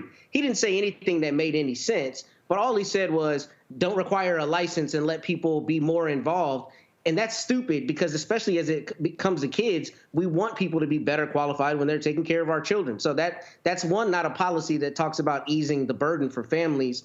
And two, all it does is invoke the anti-government rhetoric that they play on. That's why it's about sound bites and about clever little turns of phrase more so than it is deep policy. So people who are behind this are behind these archetypes. They're not behind real policy, and they're definitely not behind real leadership. So this is what's, again, just so we know who we're dealing with here, Jolanda. 2017, Wall Street Journal does an article, they're interviewing this fool. And so Donald Trump was describing an on-site daycare at one of his companies. Go to my iPad. So, it's not expensive for a company to do it. You need one person or two people, you need some blocks, and you need some swings and some toys. It's not an expensive thing, and I do it all over. And I get great people because of it, because it's a problem with a lot of other companies. Then he points to these other, they call them Trump kids. Another one calls it Trumpeteers, if you can believe it. I have them. I actually have them because I have a lot of different businesses. He went on to describe a room that's a quarter of the size of this, and they have all sorts of, it's beautiful. They have a lot of children there. We take care of them. And the parent, when they leave the job, usually in my case, it's clubs or hotels. When they leave the job, they pick up their child, and their child is totally safe. They come in during the day, during lunch, to see their child. It really works out well. Jolanda, they didn't exist. Right. They literally, these daycares, literally, he's describing a fictitious daycare. He flat out lied. And you know what these folks did? They let him go ahead and say it. But so my mother always said, why are you surprised when white folks white, right? Why are you surprised when white media perpetuates white negative stereotypes of us and white lunacy, which is why you and what you do is so important, because we can check them. And we all know there are always black people that think white folks' ice is colder. And they're going to trumpet and they're going to repeat whatever white folks say. And so what we have to do, Roland, we have to speak truth to power. We need to call bullshit bullshit. We need to call a spade, and we need to point out this idiocy. With J.D. Vance, they asked him about childcare and how that they could afford, how they could make it more affordable for us, or for people with kids. And he literally didn't talk about how any certification or anything would translate into a parent actually having to pay less for their kids. So nothing they said made sense. And so what we have to do is we have to run through the finish line on November 5th. We have to point this out, but we have to explain to people, and you've said this all the time, Roland, that one of these people are going to win. I'm going to say it again. One of them is going to win, so we can't stay home, and we've got to point out how racist and how anti-black he is. And I think for black people, we've got to talk about how anti-black he is, because there will be some people who will resonate with that. That's what we've got to do. That's what I'm going to do. And I'm not surprised when white folks white. I've been black all my life. And the one thing that we are created to do is overcome shit. We've overcome slavery, we've overcome Jim Crow, and we go overcome this because we know how to push through. And that's what we need to remember, and we need to keep our eye on the prize, and we need to make sure we speak truth to power. We need to call his shit, and we need to get her elected. And then a lot of our problems will be better able to be dealt with. So the thing here, go to my iPad. Michael, this is an Associated Press story. They said, again, the Wall Street Journal just ran as gospel. But again, Rupert Murdoch owns them, so they're not checking a damn thing. So the two programs Trump cited, Trump Kids and Trumpeteers, are programs catering to patrons of Trump's hotels and golf club. They are not for Trump's employees, according to staff at Trump's hotels and clubs across the country. He's a liar. Housekeeper at Trump International Las Vegas. No, there's no child care. He's a liar. He's a flat-out liar. Something happened to Michael's signal, but that's what it is. Folks, that's what we're dealing with. We're dealing with a massive liar. And you got people who support this massive liar, and that's what they constantly do. They support liars. I'm going to go to a break. When we come back, more about Roland Unfiltered on Black Star Network. Hey, support the work that we do. Join our Breen and Funk fan club. Goal is to get 20,000 of our fans contributing on average $50 each, $4.19 a month, 13 cents a day. You can support us via various methods. Send your check and money order to P.O. Box 57196, Washington, D.C. 20037-0196. Cash App. $RM Unfiltered. I'm sorry. Don't do that Cash App yet. PayPal's R Martin Unfiltered. Venmo's RM Unfiltered. Zelle, Roland at RolandSMartin.com. Roland at RolandMartinUnfiltered.com. We're still sorting out issues with that Cash App, so send to this one, $Uncle Roro Martin. You see the QR code right here on the screen. Come on, switch. Thank you. QR code right here. Again, $Uncle Roro Martin, and then that is the QR code. We'll use that one. Let me give a shout out here. Give me 1 second. Let's see here. Emery Trotter, Yoreen Belizaire, Peter Fullstack, Lewis Bridges, Tanya Welch, Daryl Teague, Tedrick Rhodes, Mr. Wonderful, Anastasia Paget. Thank you, all of you, for supporting the show. I'll be back in a moment.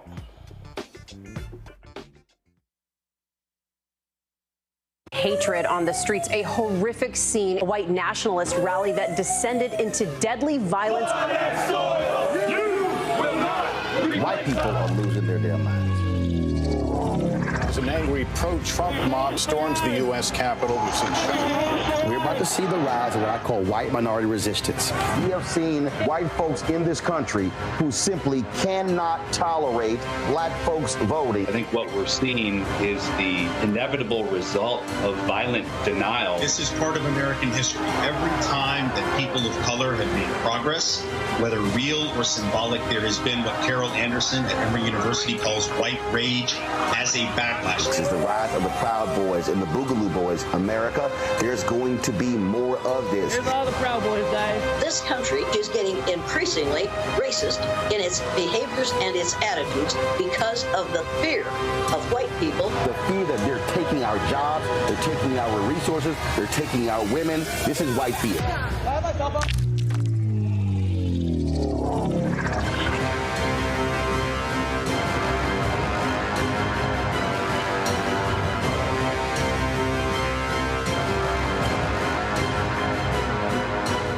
What's good, y'all? This is Doug E. Fresh, and you're watching my brother Roland Martin Unfiltered as we go a little something like this. Hit it. It's real.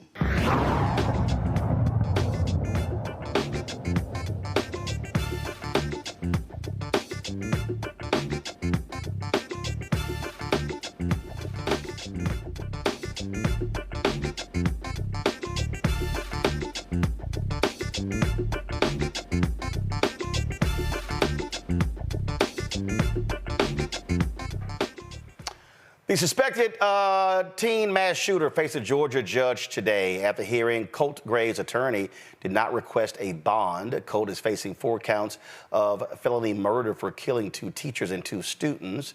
Richard Aspinwall, Christina Ermey, and 14-year-olds Mason Schermerhorn and Christian Angelo.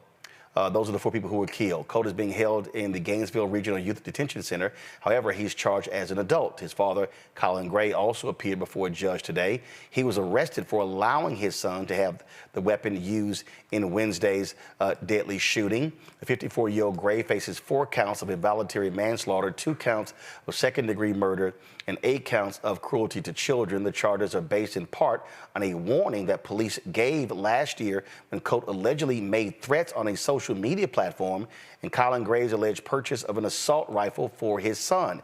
Now, here's the issue that you have in Georgia. And again, this guy, Matt, was on the FBI's radar. They were aware of this kid. They were aware of the threats. And the problem is, Governor Brian Kemp and Republicans, you don't have any way to keep a gun out of a kid like this hand. They're sitting here trying to fight fake voter fraud and don't want to deal with kids like this who still can access weapons. Or in Texas, you just make it easier to have a weapon and to carry a weapon and to go out and be Rambo if you want to be Rambo. You know, I was hoping we would talk about this case today because, like Jolanda, I've done a lot of criminal defense. I think it is the quintessential lawyering. I've said that on this show before. And I'm really worried about what this means for going forward with parents in this situation. It's a tough thing because obviously we want somebody to be held accountable. Somebody should be held accountable. But here, I think it's the kid. The parent, even though the FBI had information that the child may have made some threats or something before, it really concerns me that parents are being charged, especially at this level, without there being very clear evidence that they were encouraging it. And I know that it's from a standpoint of he didn't deny access to the child or whatever the case may be. But I heard today a story about a local case where a person who had a gun safe, who had a key fob, who had all of the security stuff in place is being charged because their child got access to it. I tell you that to say this. Like we were talking about in the earlier case, when it comes to the criminal justice system, one of the biggest points of leverage that they have is the prospect of charges and trial. And in this case, this guy, I mean, I think we really need to have conversations about this parent and the people in Michigan. Because if parents are being charged for what their children do without overt acts like you would have in a conspiracy, I think that just emboldens the ridiculous hardline prosecutors to start throwing out charges like murder charges that this guy now has to face because his son did something extraordinarily heinous. Don't get me wrong. I don't know that these charges should stick, and I really think we should be concerned the more we see prosecutors bring charges like this, except for in the most egregious circumstances where parents are either actively encouraging the conduct or otherwise just providing the weapon, literally putting it in the kid's hands. So if you don't have that evidence, I don't know that we should be bringing these charges. So I understand that. I understand that point. I understand that point. But I guess what jumps out at me is the kid made these threats. The dad was apprised of the threats the kid made, and the dad still bought him an AR assault rifle for Christmas. I mean, I respectfully disagree with him, Roland. I respectfully disagree. Okay, hold on. I don't wait. I'm gonna let you disagree, but let me finish. So hold on. So let me walk people through. So for Christmas, this past Christmas, the dad buys the weapon. Now, if my son had made threats about killing people at school, and I know this, and I then turn around and buy him an assault rifle for Christmas, and I'm aware of what just happened, then what the hell am I doing? I mean, I'm the parent. I'm the one who's supposed to be the adult. I'm the one who's supposed to have jurisdiction over the child. And so if I am buying him an assault-style weapon after he's made threats about killing folks at school, that's on me. Jelana, go. Yeah, so I agree with you, but let me just tell you, like, what it means legally. In the law, we always held responsible for what we knew, what we should have known. First of all, the FBI don't call every parent about their kid. They don't do it. If you're a parent, you know when your kids get in trouble, they lie. How do we know that? The cookie jar broke, the kids at the house. Why do you separate them? Because you know they gonna lie. This kid, he taught his son how to hunt. I listened to an interview today where they interviewed the kid and the father about for last year whenever he threatened people on the internet. The father was like, "Oh, I don't believe that about my son. There's no way." And quite frankly, I'm irritated that you guys were even talking to me about this.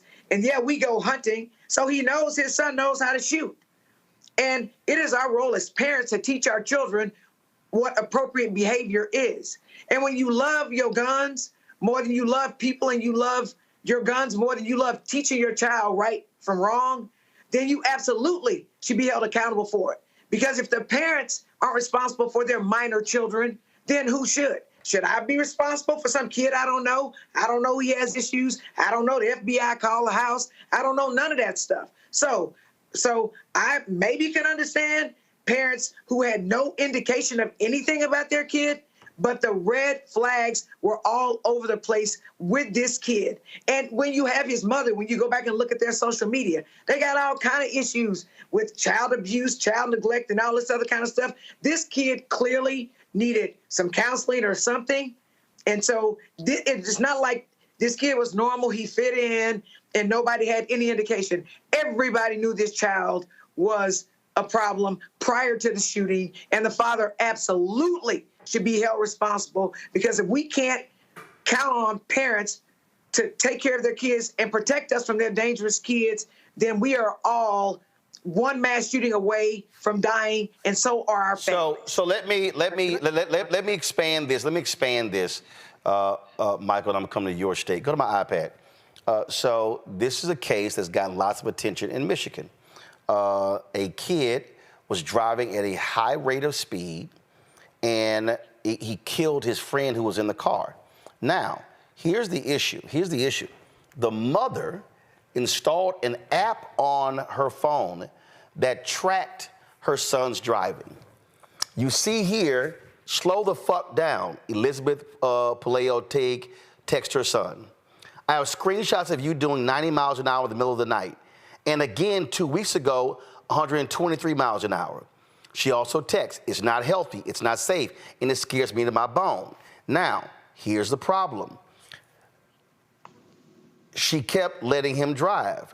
Not only that, the story says here, in November, she went on a trip to Canada, leaving her new BMW X3 M Series at home.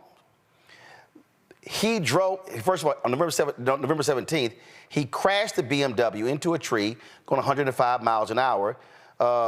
He escaped serious injury. His friend, 18-year-old Flynn Mackrell, died at the scene. Now, they have numerous examples from the app and her text messages of the kid driving sometimes 170 miles an hour. They never took the keys away. So the parents of the kid who was killed, they want her prosecuted. Now, Michael, here's an example. If, again, you're the parent, kid 16 years old, you control access to the vehicle. You control what he may drive. Do you get a car that only goes 80? Do you, no, I'm saying, serious. Do you say, I can't, no. One, you cannot drive. You got to Uber everywhere you go. So in this case, I'll be honest with you. I hold the parents responsible here. You allowed your son to keep driving after he repeatedly exceeded 100 miles an hour, and you were telling him this over a period of months. At some point, and again, he's 16, Michael. You're still the adult. In both of these cases, do you believe the parent should have been charged, Michael? In the case here in Winder, Georgia, I think the parent definitely should have been charged, because when you look at the reporting from NBCnews.com, both Colt Gray and his son, both Colin Gray, the father, and Colt Gray were interviewed by the authorities regarding a May 2023 incident where allegedly Colt Gray was threatening students, okay? So it's not a situation where he can say he didn't know that he was threatening students or anything like that. He was actually interviewed by the authorities, and then he still bought the AR-15 assault rifle for his son after that, okay? So you have to bear some responsibility. What did you think was going to happen? And you taught him how to shoot, and you bought him a gun. And the other thing, why does a 14-year-old need an AR-15? I still don't understand that. In the case here in Michigan, this involves, I think this is a little trickier, because this is not a denial from the parent, and you have technology that kind of complicates things, but the parent has warned, you showed at least 2 instances where the parent warned the 16-year-old to slow down, and they were driving excessively fast. And then apparently we have evidence that the parent knew there were other instances where the child was driving excessively fast. So criminal prosecution, this is kind of uncharted territory. And in Michigan, this is where Oxford, Michigan was. We had an Oxford shooting. Yeah, so I'm about to pull that up, that particular shooting there. Again, kid kills. The parent. Kid kills 4 people, injures 7. Go to my iPad. Took place in November 2021. And his parents were sent to prison because they got him the weapon. Go ahead. Well, not only did they get him the weapon, but in that case, there was some red flags that they ignored. Also, they got him the weapon. They knew he had problems. It wasn't like, oh, I had no idea my baby was crazy. That wasn't the case here. They knew he had problems. Okay, in the Oxford shooting. So that is kind of different than the speeding case. But with the speeding case, at least a civil lawsuit, bare minimum, a civil lawsuit. I mean, I get that. I just think that if I am aware that my son or daughter is driving at a high rate of speed, and I am constantly imploring them to stop, and they don't, I'm taking keys. You can't drive. It's not going to happen. And the fact that they didn't stop him, they leave out of town, They leave the keys there. He's driving the vehicle. His friend gets killed. I mean, at some point, what the hell's parental responsibility, Matt, if that's not it? And so, go ahead. I get what you're saying, but I don't want there to be an unnecessary conflation of things. Parents absolutely should be morally responsible. And I definitely think in the circumstance, and maybe I'm a little wrong, maybe in this case, this particular case in Georgia, there are some charges that would make sense. I think murder charges are entirely too far. If you look at the law of the state of Texas, intentionally, knowingly, or recklessly, how do you recklessly or intentionally or knowingly do something that's going to cause murder? So that's murder. So let's go to Michigan. Hold on. So Michigan was manslaughter. So do you? No, so he's charged with 2 counts of murder. He's charged with 2 counts of murder in Michigan. And I think that that's a problem. I think that's too high a charge as it relates to murder. And I understand that there are some theories whereby you can get to murder under certain circumstances. But the reason I think this is a problem is because prosecutors are going to be emboldened to start charging parents when some kid is selling drugs. And here's the last thing. The parents in Michigan who got convicted literally went to the school and addressed the issue. Nobody from the school got prosecuted, but because they wanted somebody to be held accountable, it was the parents. And here's the issue. Okay, so Matt, are you saying, I just want to clarify. So are you saying that you believe the murder charge is too high, but that the murder charge is too high, but if it's a manslaughter charge, that's more palatable? I don't know Michigan law, but I would say under Texas, I would charge this as criminally negligent homicide. Got it. Okay. Criminally negligent. No, hold on, Matt. The only reason I'm saying that, because somebody will say, oh my God, Matt wants the parents to get off. What you're saying, no, that's what I'm saying. So what you're saying is the murder charge is too high, that there are lesser charges that you can file against a parent in cases like this. And here's why I actually think it would be better. Okay. Hold on, Jolanda. I want to clarify that with Matt. Matt, go. I think criminally negligent homicide would be a more appropriate charge in this case because it's a lower burden of proof. Part of the problem is if you swing for the fences, if this guy doesn't plead guilty because he's afraid, you may go and get a hung jury that says, I don't know that you've proven the mental state that he did it with the intent of aiding his son committing murder. Criminally negligent homicide, were you negligent in denying access to the gun?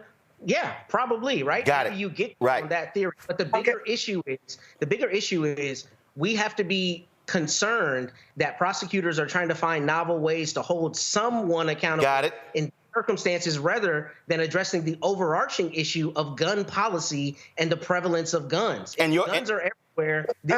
And your fear is that if we take this beyond school shootings, or in the case of Grosse Pointe, Michigan, driving at a high rate of speed, that all of a sudden what may then happen is a prosecutor may then, if drugs were sold, they may try to expand this in a way that it goes far beyond these sort of large, high-profile cases. Got it. Jolanda, go. So here's my thing. First of all, I think all 3 cases, the parents knew or should have known what their kids were doing. That's the first thing I'm going to say. So to act like, because you didn't know specifically what they were going to do, that they shouldn't be held accountable, I don't agree with that. It's the first thing I'm going to say. The second thing that I'm going to say is this. It is not unusual in a trial, you charge somebody with murder, there are what's called lesser included crimes. So you can swing for murder. If the jury doesn't believe that there's a requisite intent, then they can be convicted of a lesser included. So what he wants to do can still happen with the way that they are charged.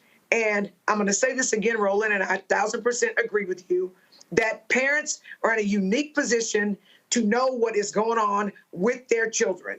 And if we abdicate our responsibility as parents, we need to pay attention to what our kids are doing. Even with the kids with the mass shooting in Michigan, the parent came to school, the kid was saying he was going to kill people.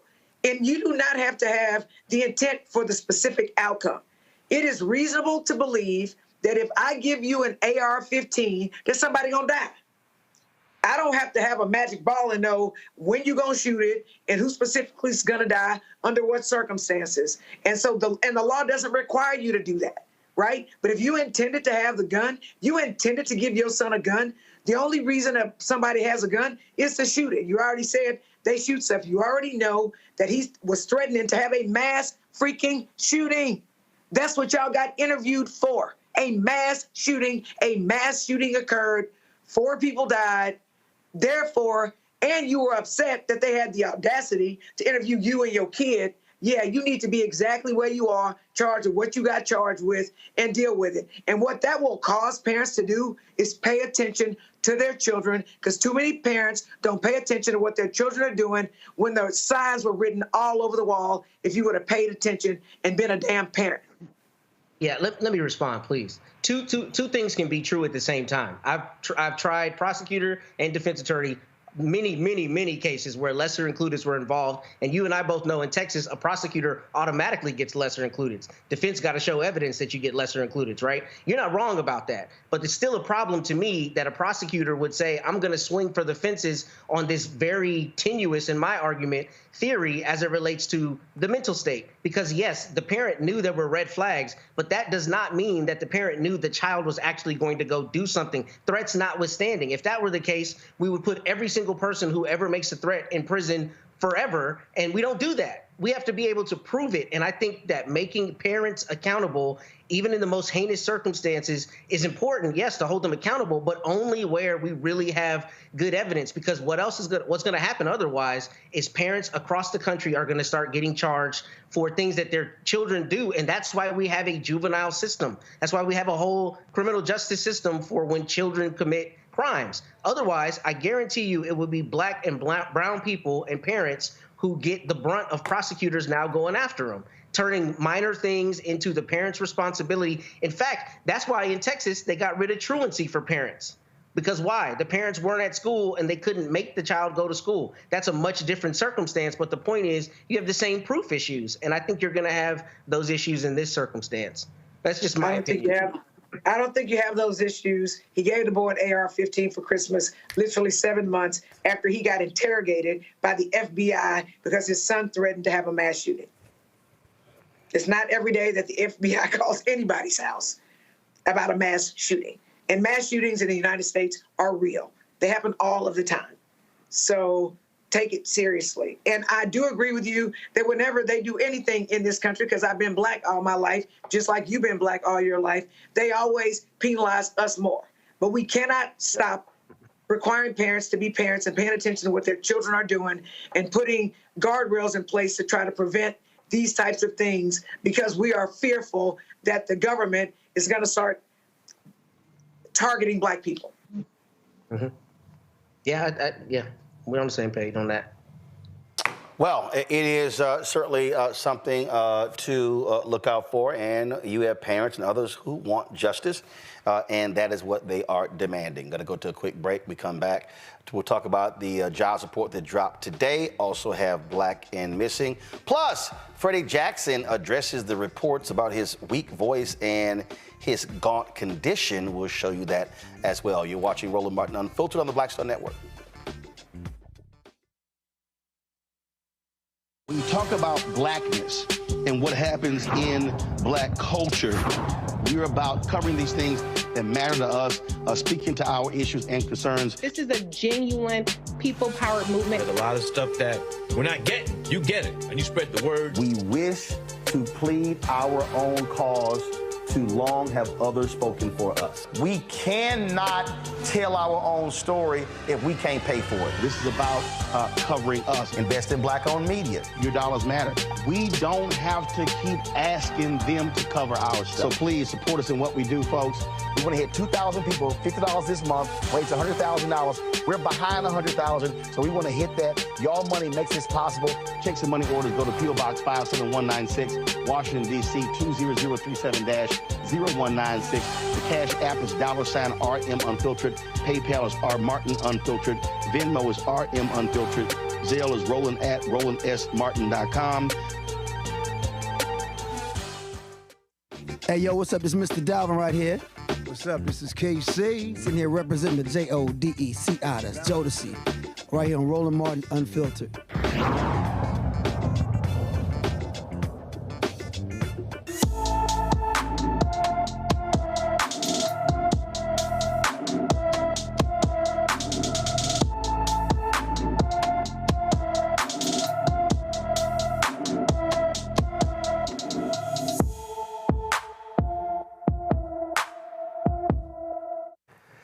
Tia Thacker has been missing from her Beaufort, South Carolina home since April 4th. The 15-year-old is 5 feet tall, weighs 114 pounds with black hair and brown eyes.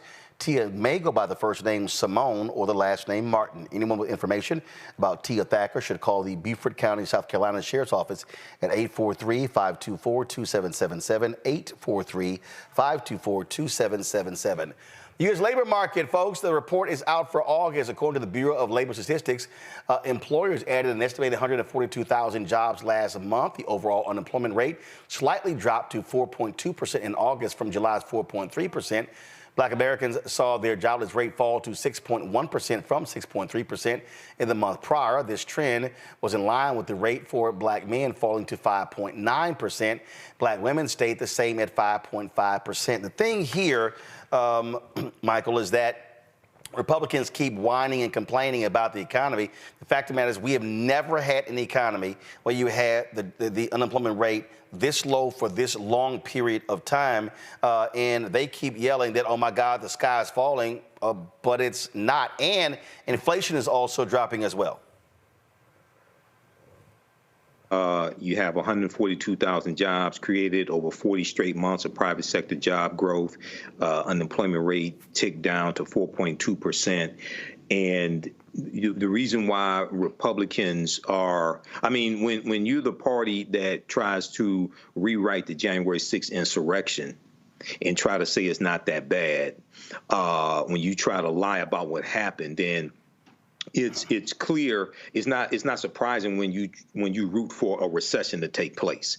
But if you want a recession to happen, let Donald Trump get back in office, because his tariffs are going to create a recession. So this is a healthy economy. It's not a perfect economy. Yes, you still have to continue to attack inflation, go after price gouging, stop the merger of Kroger and Albertson, things of this nature. But when you look at things to boost the economy, attack inflation, things of this nature, Republicans generally have no policies to address that. You're going to get word salad like you did with Donald Trump dealing with childcare costs. OK, they have no policies to address this. So we need to continue and understand how you know, the CNBC.com has an article dealing with how Donald Trump's economic policies would increase the deficit 5 times more than Kamala Harris's policies will as well. So this is all tied to who you vote for, and elections have consequences. You know, Matt, President Joe Biden posted this on his social. They posted it on his social media account. The United States has the strongest post-pandemic recovery in the world. And this is the thing that I sort of keep trying to remind people that a thing called a pandemic existed.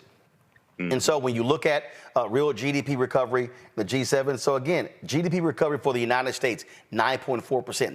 Next highest country is Canada at 5.45%.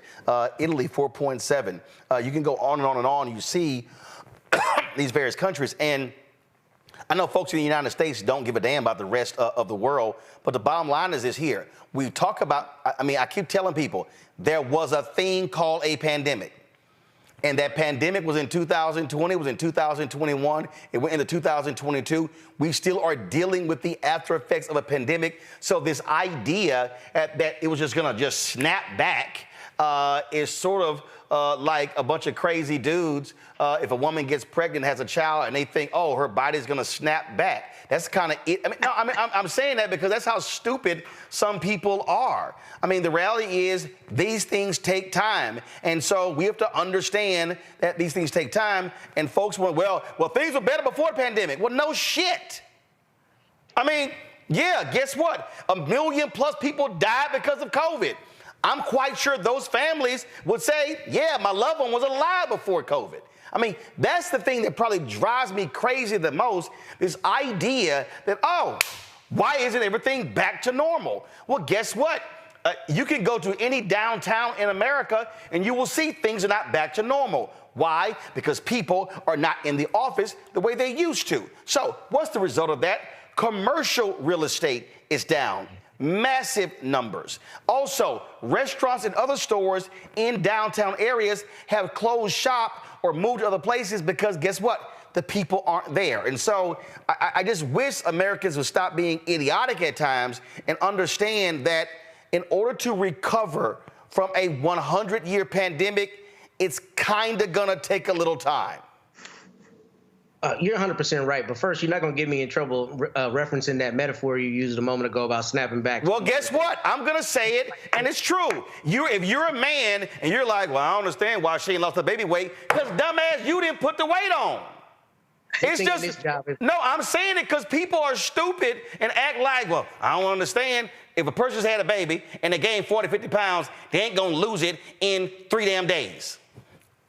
Let the record reflect I did not comment on that metaphor. But I did. As it relates to this economic issue, I think you're right. And, we talked about this before. The Atlantic ran an article with the headline directly on this about basically people not only having misconceptions about the economy, but even more so having negative feelings about an actually good economy and a recovering economy. And I think you're right. I think, there's not enough value given to the economic effect that the pandemic had, but not only the literal economic effect, the psychological effect, the way we view it. And frankly, to your point, I was telling somebody at lunch today that I have many more clients than I probably ever would have had before the pandemic that I have never met in person, that I've interacted with remotely for whatever reason. That is the new normal in practice. I mean, there are a lot of lawyers that don't have offices. There are a lot of people who no longer get commercial real estate, exactly like you're saying. So the economy is not, I didn't realize it had recovered comparatively as well as it has, but I think that's a really good metric because I think it shows, the effect of good leadership and how that's culminated in a bounce back that most definitely would not have occurred under Mr. Trump. Yolanda, go. So I think, Roland, first of all, the pandemic actually created a whole new economy. We were forced to do things remotely that we didn't do before. So now you realize you don't have to pay that overhead for to go to the store, or now I can order my stuff online. So you're going to have to figure out new ways to create commerce because it's just different. It's not going back.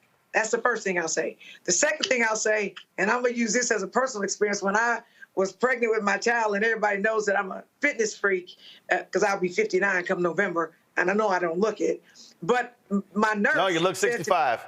Go ahead. So my nurse said to me at the doctor's office, Yolanda, you didn't gain that weight in a day, and you're not going to lose it in a day. It's going to look like a baby still in there when the baby comes out. And it did take me a while. So you're speaking truth to power, Roland. But I'll also tell you something else that is— I know I am. Matt just scared. Too many people are looking to social media for reality when it's false. So people are showing vacations and they're doing this and they're doing that. And people think other people have money that they don't have.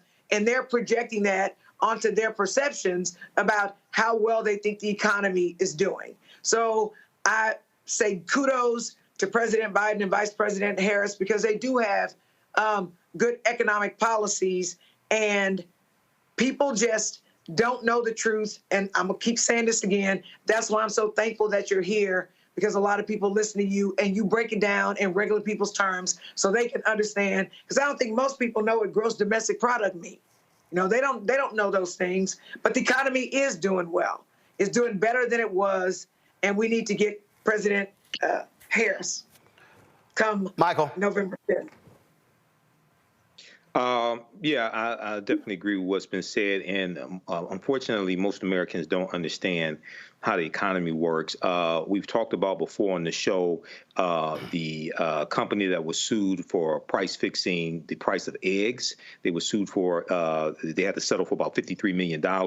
Then also you had millions of chickens that were killed because they had the avian flu that drove up the price of the cost of chickens as well as eggs. The Ukraine war drove up the price of grain. So a lot of people don't understand, especially when they operate based upon this Donald Trump ideology of America first, don't understand how other things around the world impact the economy here. Okay, it wasn't just COVID. It was the Ukraine war. You have price gouging, but then also the increase in the cost of vehicles, of cars and rental cars because of the shortage of microchips as well. And this is something that the CHIPS Act is called Stuff Happens that leads to other shit happening that maybe your life ain't the same the way it used to be. And it's called calm your ass down and wait till it come back. Yep, and not only that, also people have to keep in mind that Donald Trump inherited a healthy economy from the Obama-Biden administration, and he squandered the economy. Well, like, I had some Negro from Compton emailing me, oh man, in the hood, we were doing great. We were killing it under Trump. And I'm like, dumbass. That was because the economy that Obama and Biden handed to him, and let's not forget what economy they were handed by Bush Cheney. So he talking about all Trump did this and did that, and I'm like, what did his ass leave? 16.9% unemployment. I said broke left and right. I'm like, oh, y'all forget. So I love these Simple Simon Negroes and these maggots who want to talk about 2017, 18, and 19 and act like 2020 never happened. Well, they skip over the 3 government shutdowns in the first 2 years of the Trump administration. They skip over the $1.9 trillion American Rescue Plan that gave them larger stimulus checks from Biden, Harris than Trump, Pence. They skip over the child tax credit that lifted 1 million African-American children out of poverty because of Biden, Harris, because of the $1.9 American Rescue Plan. They skip over every damn thing, and it just and they think that this fool in the House or the Senate voted for that bill either. And they skip over all his damn bankruptcies. So that's just what they do. First of all, before I go, for y'all real quick, all y'all YouTube people, y'all sitting on y'all ass, hit that damn like button. Okay, y'all been sitting here commenting left and right. Hit the damn like button. No reason we should be over 1,000. All right, y'all. All kind of folks been commenting for the last few months about Freddy Jackson, how his voice sounds, why he's so frail. Well, finally, Freddy addressed it publicly. He put this video out. Hey, everyone. It's Freddy Jackson, and I hope you all are doing well today. I wanted to share something deeply personal with you. After a lot of thought and reflection, I've come to a point where I feel I'm ready to talk about a recent chapter in my life. I have been diagnosed with kidney disease. This journey has had its challenges, but I've decided to face it with openness and resilience. It's important to me that I share this with you, not just as a part of my personal story, but as a way to make a positive difference. I'm excited to let you know that I partnered with the National Kidney Foundation. Together, we're working to raise awareness about kidney health and support for those who are affected by kidney disease. It's a cause that's close to my heart, and I hope our efforts will help shine a light on the importance of this issue. Your support has always meant the world to me. As I take this step, I'm turning my personal experience into a platform for greater understanding and advocacy. With your help, we can work towards better awareness and improved outcomes for everyone with kidney disease. Thank you for your encouragement, your love, and your support. It means more to me than I can express.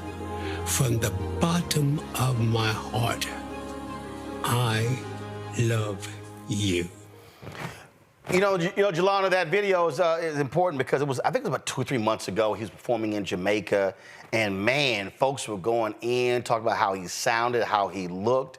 And look, he had massive amounts of weight. And I remember when I'm gonna try to find a video in a second, when he was at the Jeffrey Osborne golf tournament, same thing happened. And I was like, first of all, I didn't realize that was Freddy Jackson.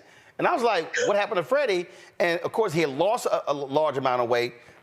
And so by now coming out, people now can chill out, just like when people were commenting about Chadwick Boseman when he was losing weight and not realizing that he was suffering from colon cancer. And I think Freddy is also right. By him speaking up, it will help advance the discussion regarding kidney disease.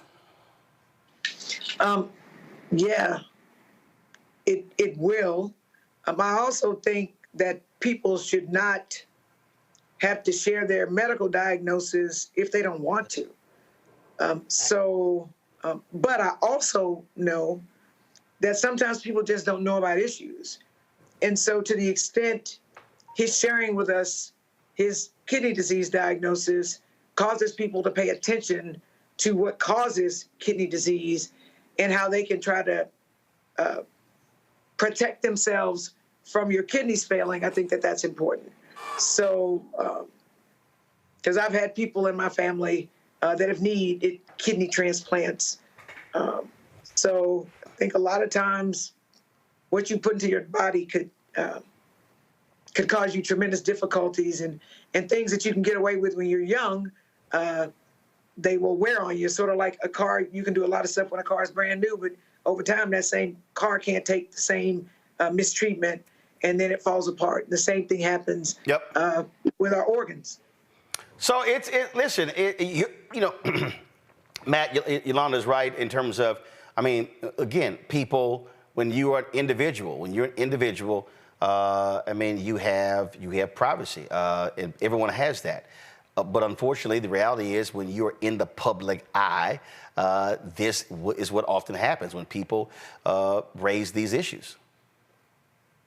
Well, first off, don't put me on this show with Yolanda again, because she says so much of what I want to say, except for where we disagree on the cases, number one. Well, that's why I tried to have your ass talk first.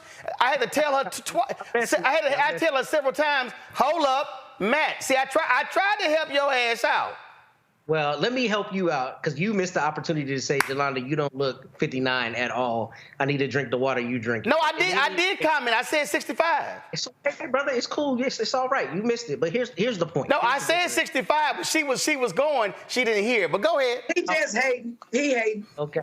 Yeah, he hating. But it's all good. In any event, you know, I think she's exactly right. That has been my thought. That was my thought with Chadwick Boseman. It's a sad reality that the fact that someone is in the public eye, too often we don't afford them the humanity that we get as private citizens, right? The question should really come from a standpoint of, is the brother okay, rather than going in on him. And I think, you know, there is a level of curiosity that people are entitled to have. But frankly, if you remember on the show when we talked about Lloyd Austin, I had the same perspective, which is that, you know, especially when somebody's battling a really serious disease or very serious malady, I mean, the last thing they want to do is tell the whole world about it.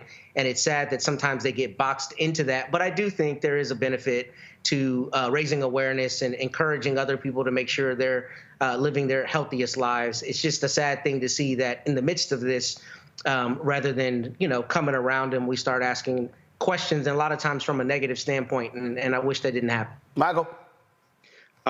You know, first of all, prayers for Freddy Jackson. So I hope he's able to beat this. We know that, so I'm glad he's coming out and partnering with the National Kidney Foundation as well. We know that 1 in 3 Americans are at risk of developing kidney disease, and African Americans are more than 3 times as likely to develop kidney disease as well than white Americans. But also we have complicated issues because of other factors such as heart disease, diabetes, et cetera.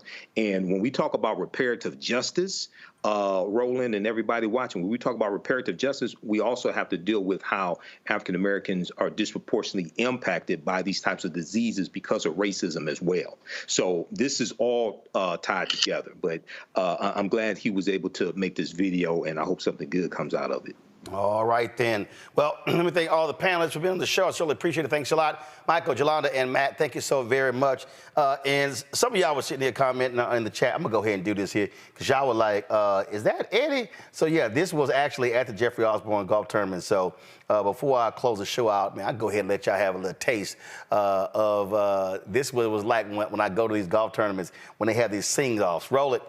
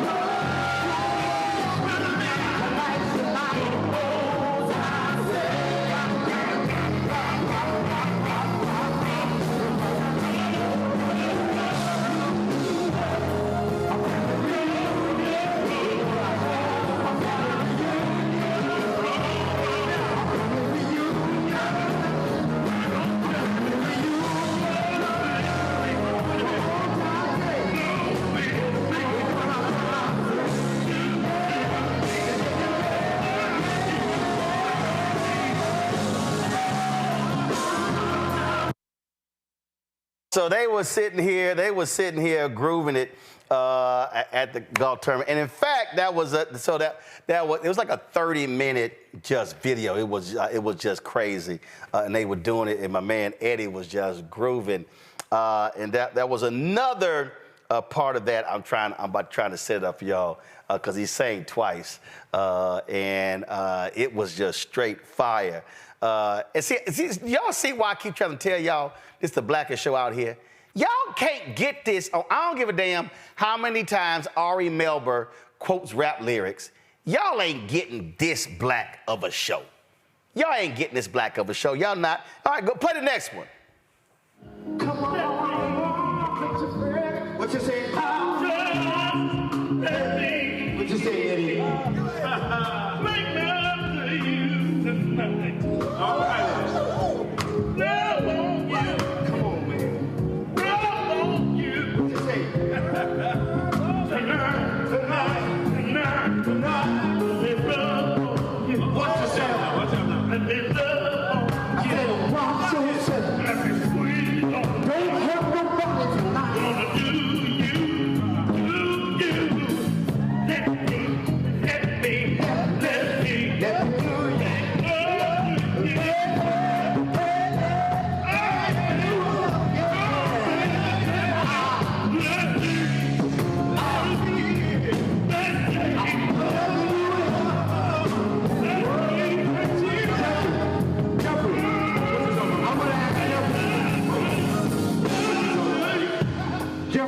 Man, I told y'all this is the blackest show out here. All right, y'all, that is it for us. Again, let me thank the panel. I appreciate them being on today's show.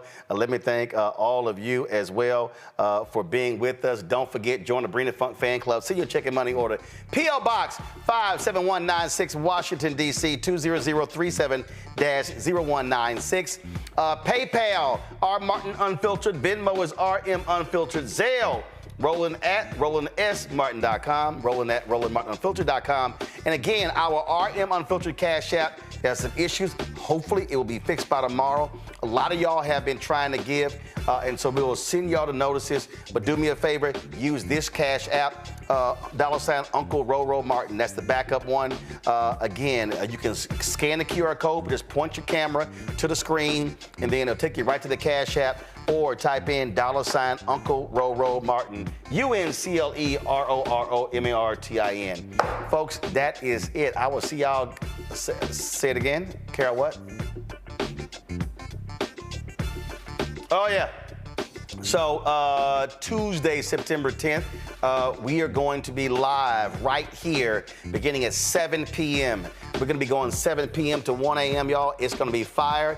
In addition, we're going to have to change the graphic, y'all, because not only are we having our coverage of the debate, we're also hosting a watch party with the Congressional Black Caucus.